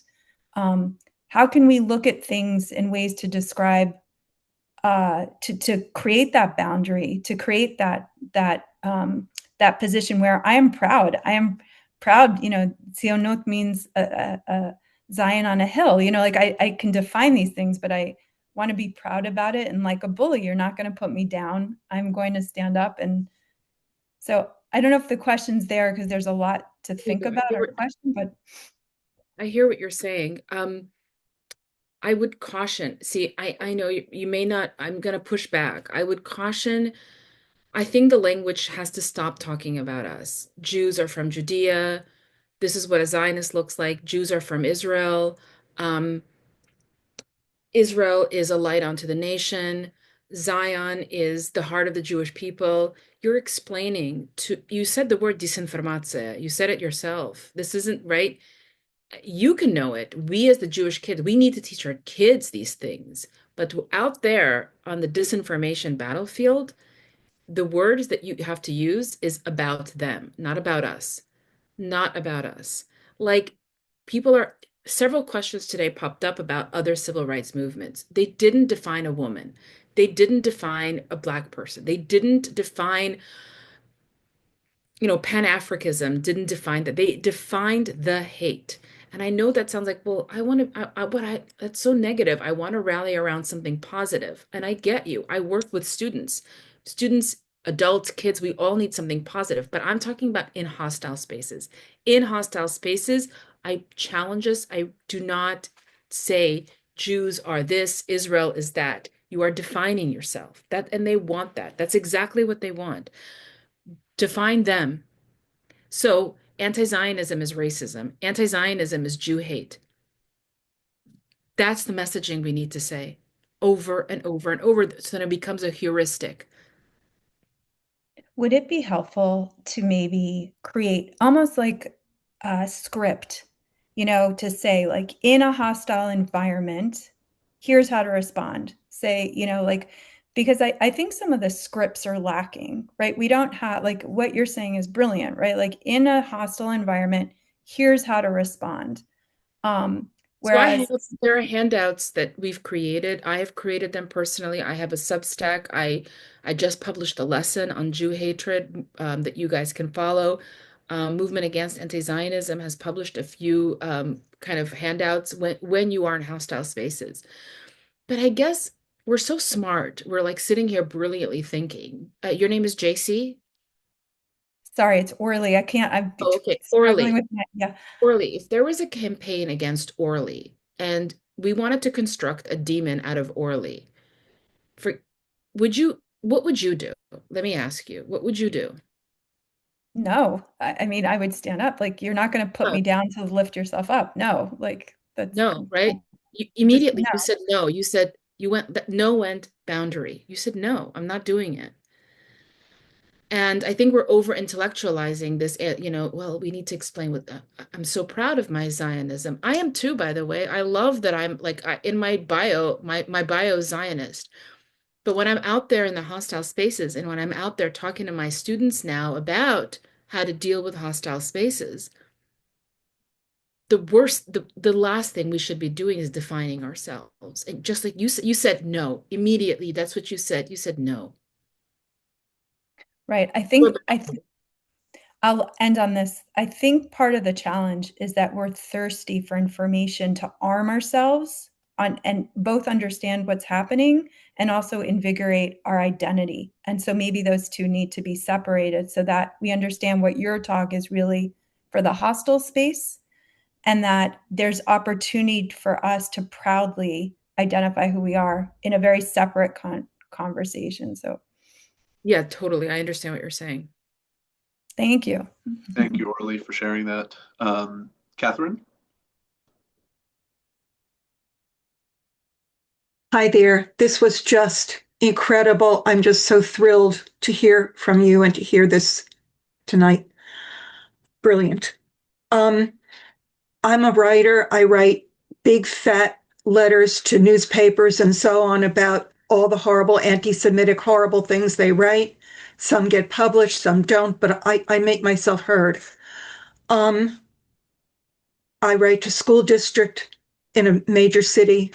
Don't need to go into which one. Okay, in my writing, I'm confused, and I'm hoping you can help me with this now. Based on what you're saying tonight, I'm hearing two different things. I'm hearing that when people come at us about saying Israel this and Israel that, that we have to say, we have to not confront them. We have to say, sorry, that is an anti-Zionist statement, and I'm not going to give you airtime. On the other hand, shouldn't we be educating them about this hate movement, about anti-Zionism? And if so, how do just the things you said tonight to us, wouldn't it be helpful if I'm writing to a newspaper to show them that they are anti-Zionists and that they have bought into these tropes about anti-Zionism? If that's true, do you have this stuff written down anywhere? Those are my questions. So, Catherine, I'm going to share something with you. It's a very complicated question you're asking. It's not and it isn't. I work with many parents who send their kids to private schools in New York, elite, lovely private schools, and are dealing with terrible anti-Zionism. And I help them write letters. And the letters basically say what we said this evening, what I tried to, I walk, the letter is a form of education in many ways. The Right. letter, right? Yeah. And most of the time, the answer is, I'm sorry you feel that way. We're here to push you. It's okay to feel uncomfortable. And at that point, I tell the parents with a very, very big pit in my stomach, you are dealing with an anti-Zionist hostile space. And there are times where you have to draw the boundary where you really, really cannot engage. You cannot educate an anti-Semite. You cannot educate an anti-Zionist. I have a podcast and I just had on Benjamin Kirstein on my podcast. He just wrote a book called Self-Defense, the Jewish Manifesto, which I recommend to everyone. If Michael, you want to put that also, it's a great book. And he writes in the book that one of the things that we are doing is we are coming with trying to educate he says the anti-Semite, or I would say the anti-Zionist today. You can't do that. They are not, they're not educatable, if you will. Imagine you're dealing with a full-on racist. Do you think that people should write letters explaining what racism is to a racist? Maybe. Right. You're right. But then what do we do?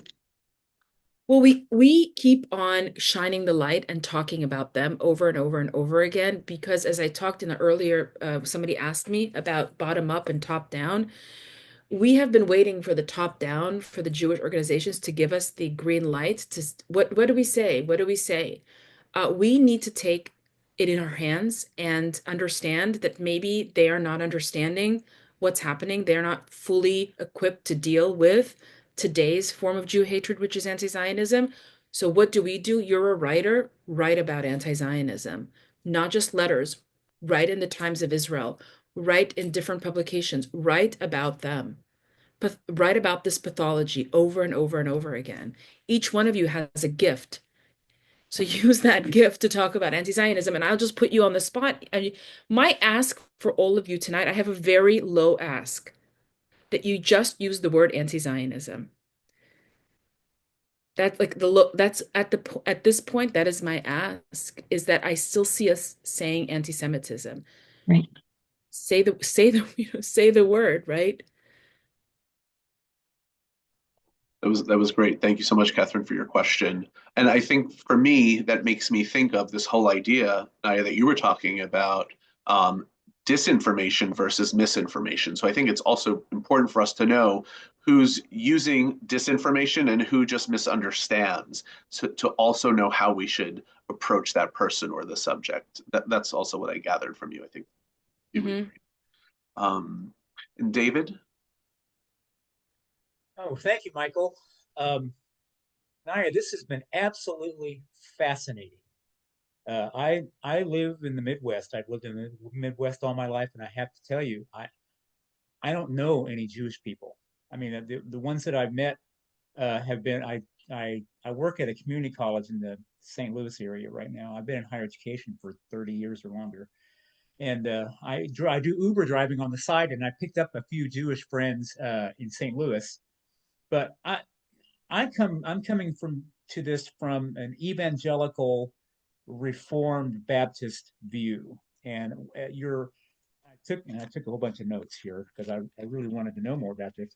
So, and by the way, Naya, I'm connected with you on LinkedIn. I think that's how I heard about this presentation. So I sure am glad that you put the link on there. Um, your diagram about Jew hatred, and you know the first one about Christianity and Christ killers and so on.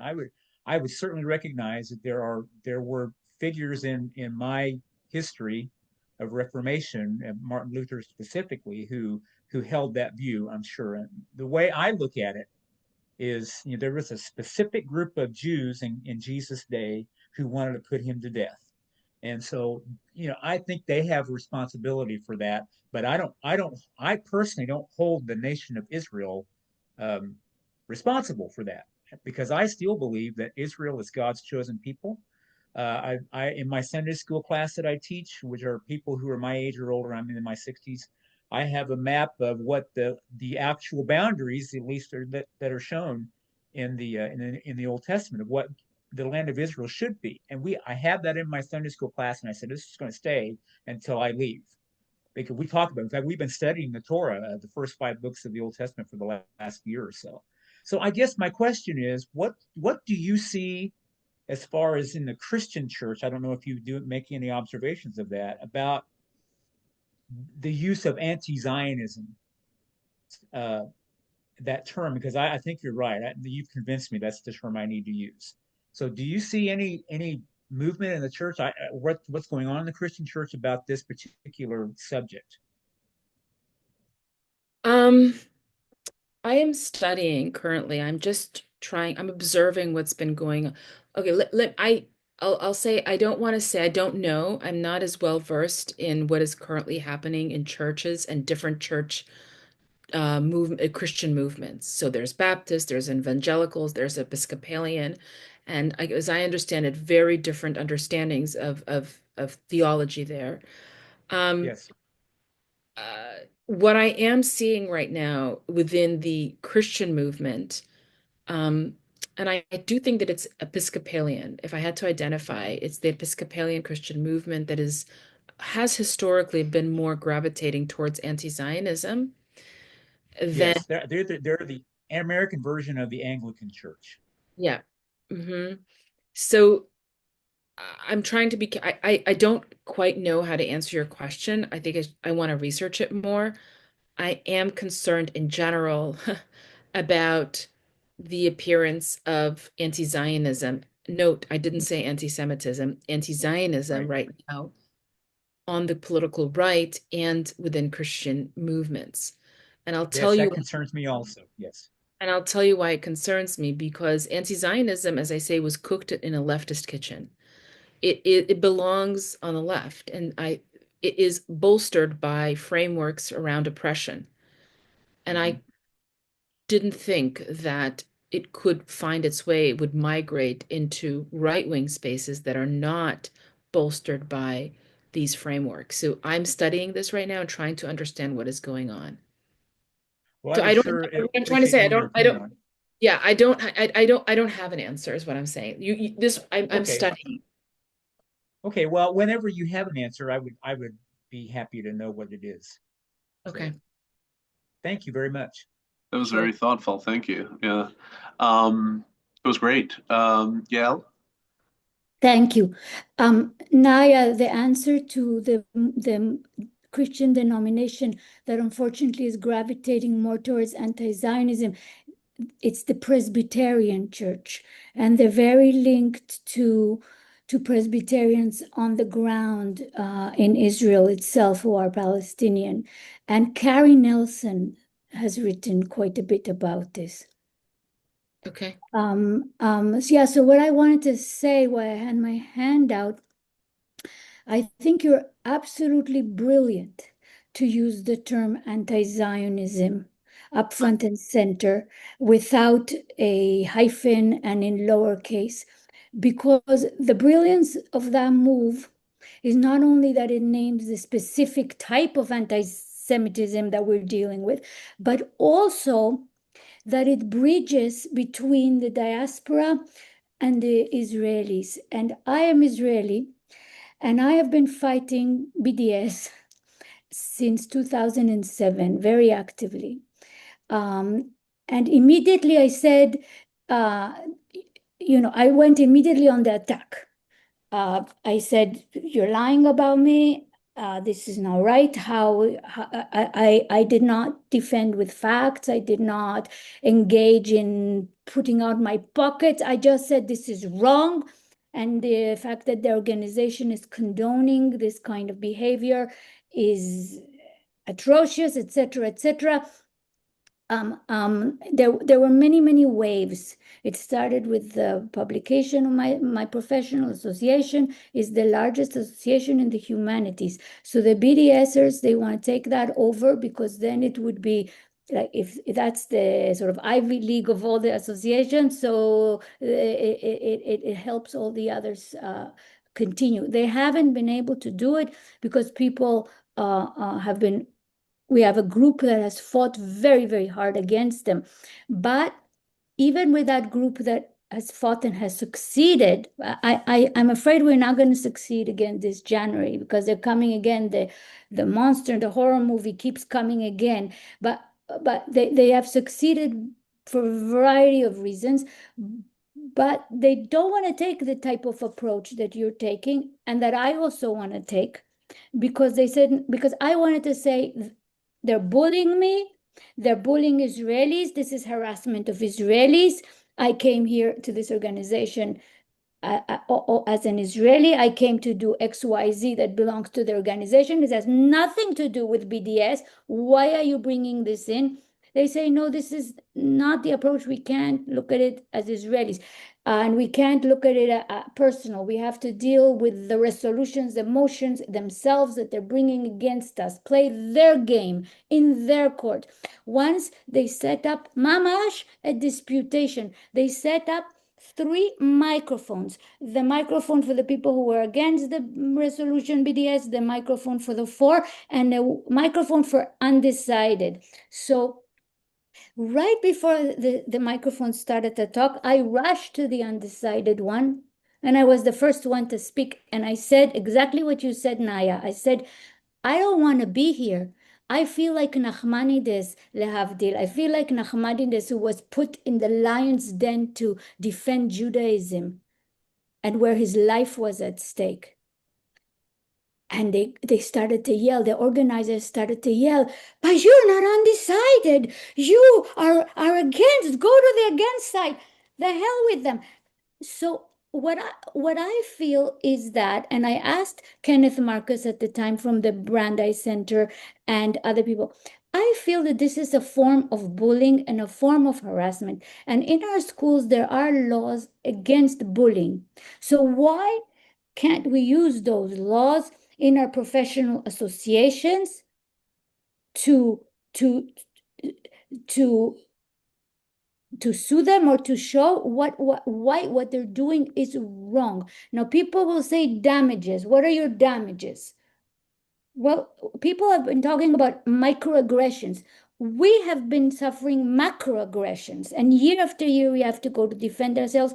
I refuse to defend myself, but I don't want to leave my friends unprotected. So I go and I will go again this January and I will tell them how I feel when I get their mail. If maybe they feel nice, but I open their mail with trepidation because every year it's another attack against me. That's the kind of thing that I'm going to say. But the actual question is, do you think that it's worth asking the Brandeis Institute and all the lawfare and etc. to move in the direction of harassment when it's repeated and bullying? Okay. I'm not a lawyer, but I will tell you this much. MIT, so Stand With Us just lost a case against MIT. I don't know if you guys are aware of it. Stand With Us law, I guess, department represented students at MIT who were harassed, who were discriminated against, and the First Circuit Court published 54-page document. And in it, if you read closely, there are two things. It says it is not harassment because it's not pervasive and it's not systemic. So if you know anything about law, trying to prove hostile work environment or hostile space, it has to be pervasive and systemic. And here's what I'm going to say.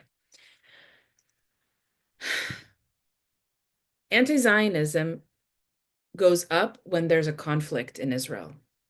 Whenever their war erupts, what happens is that the Jews in the diaspora feel it.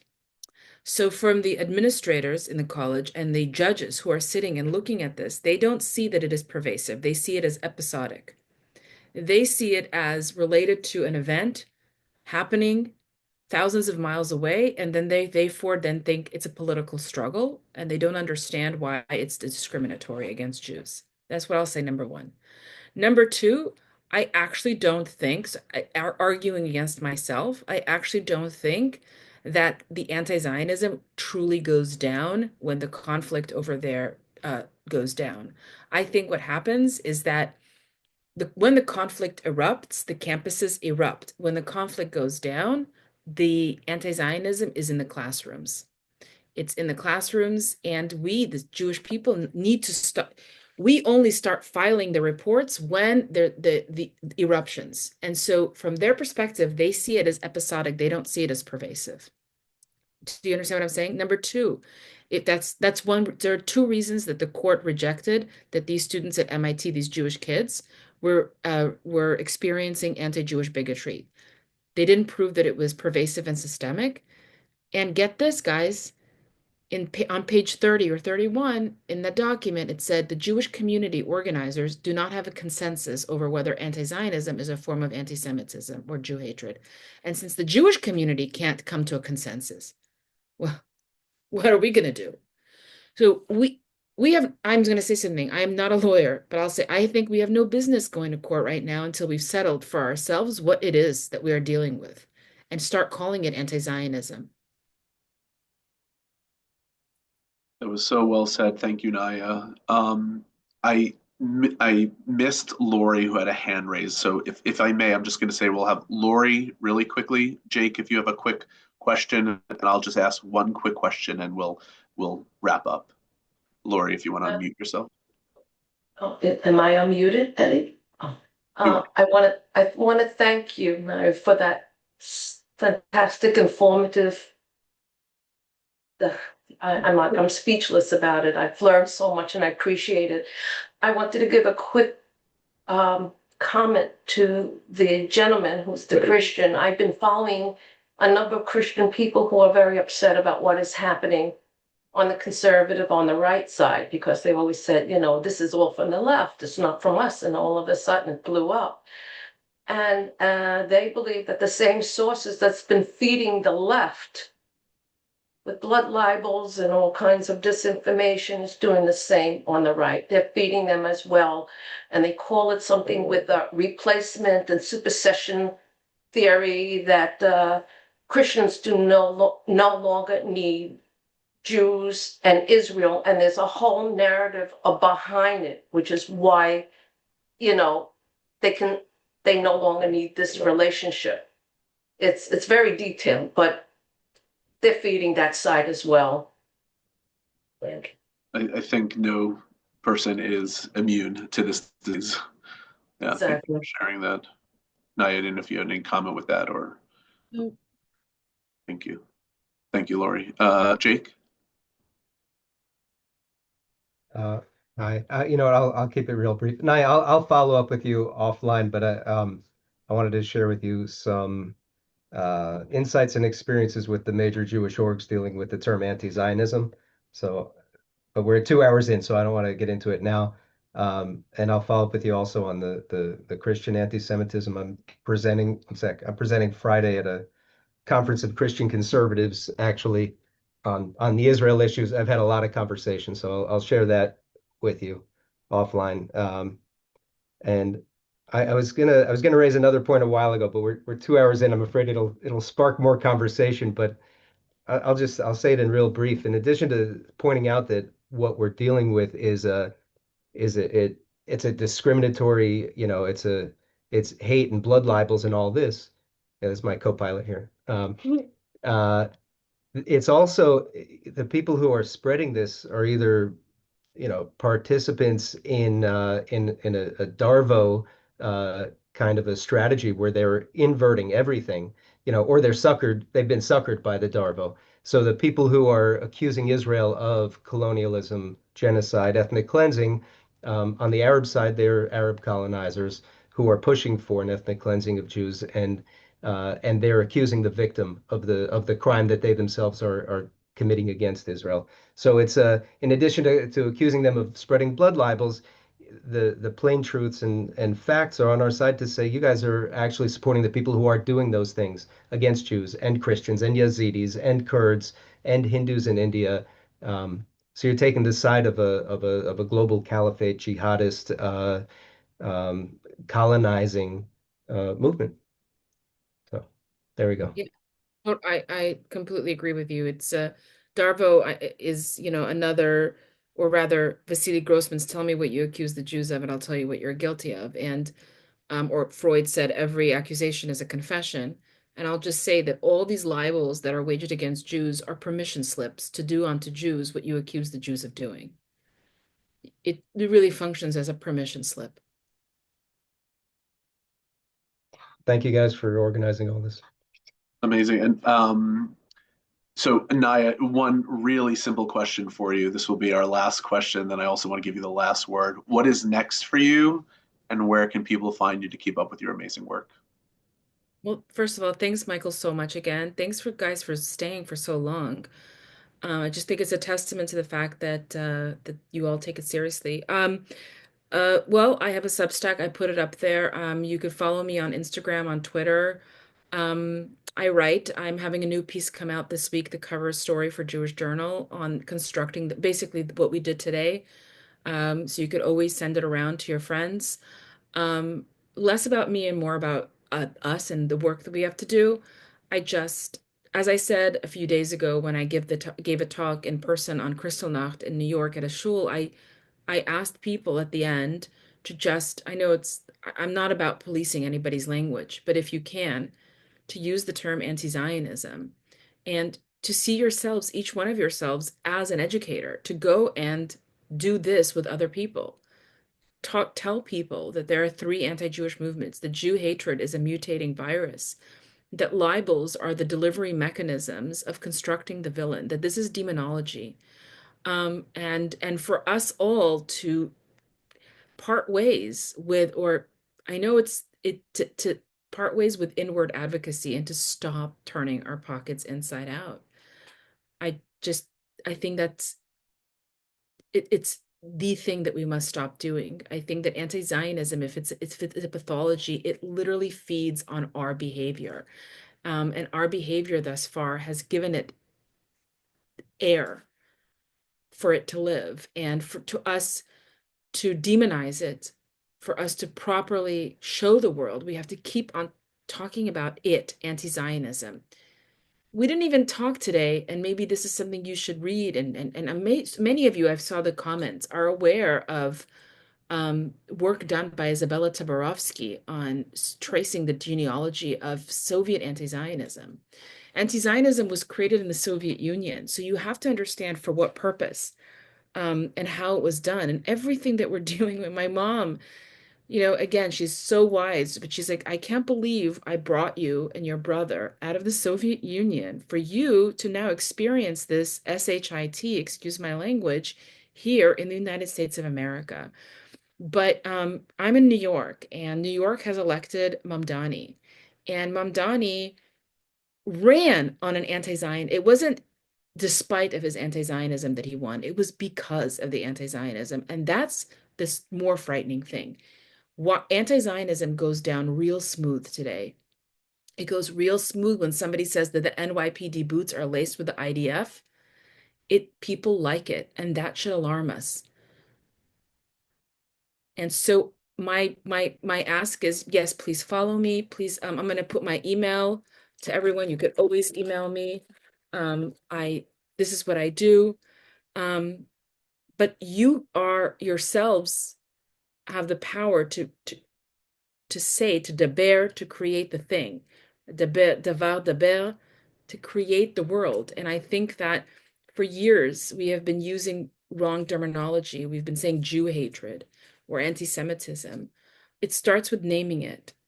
That's what the civil, I mean, we were talking about. Well, how did the civil others do it? They named it. Name it. That is a perfect way to end this incredible program. Thank you so much, Naya, for the time that you shared with us. Thank you so much for your expertise, everything that you've written, everything that you shared. I'll be happy to share all of those links with everyone in the follow-up email. Everyone, thank you so much for being here, being a part of this program, and making this such a beautiful discussion.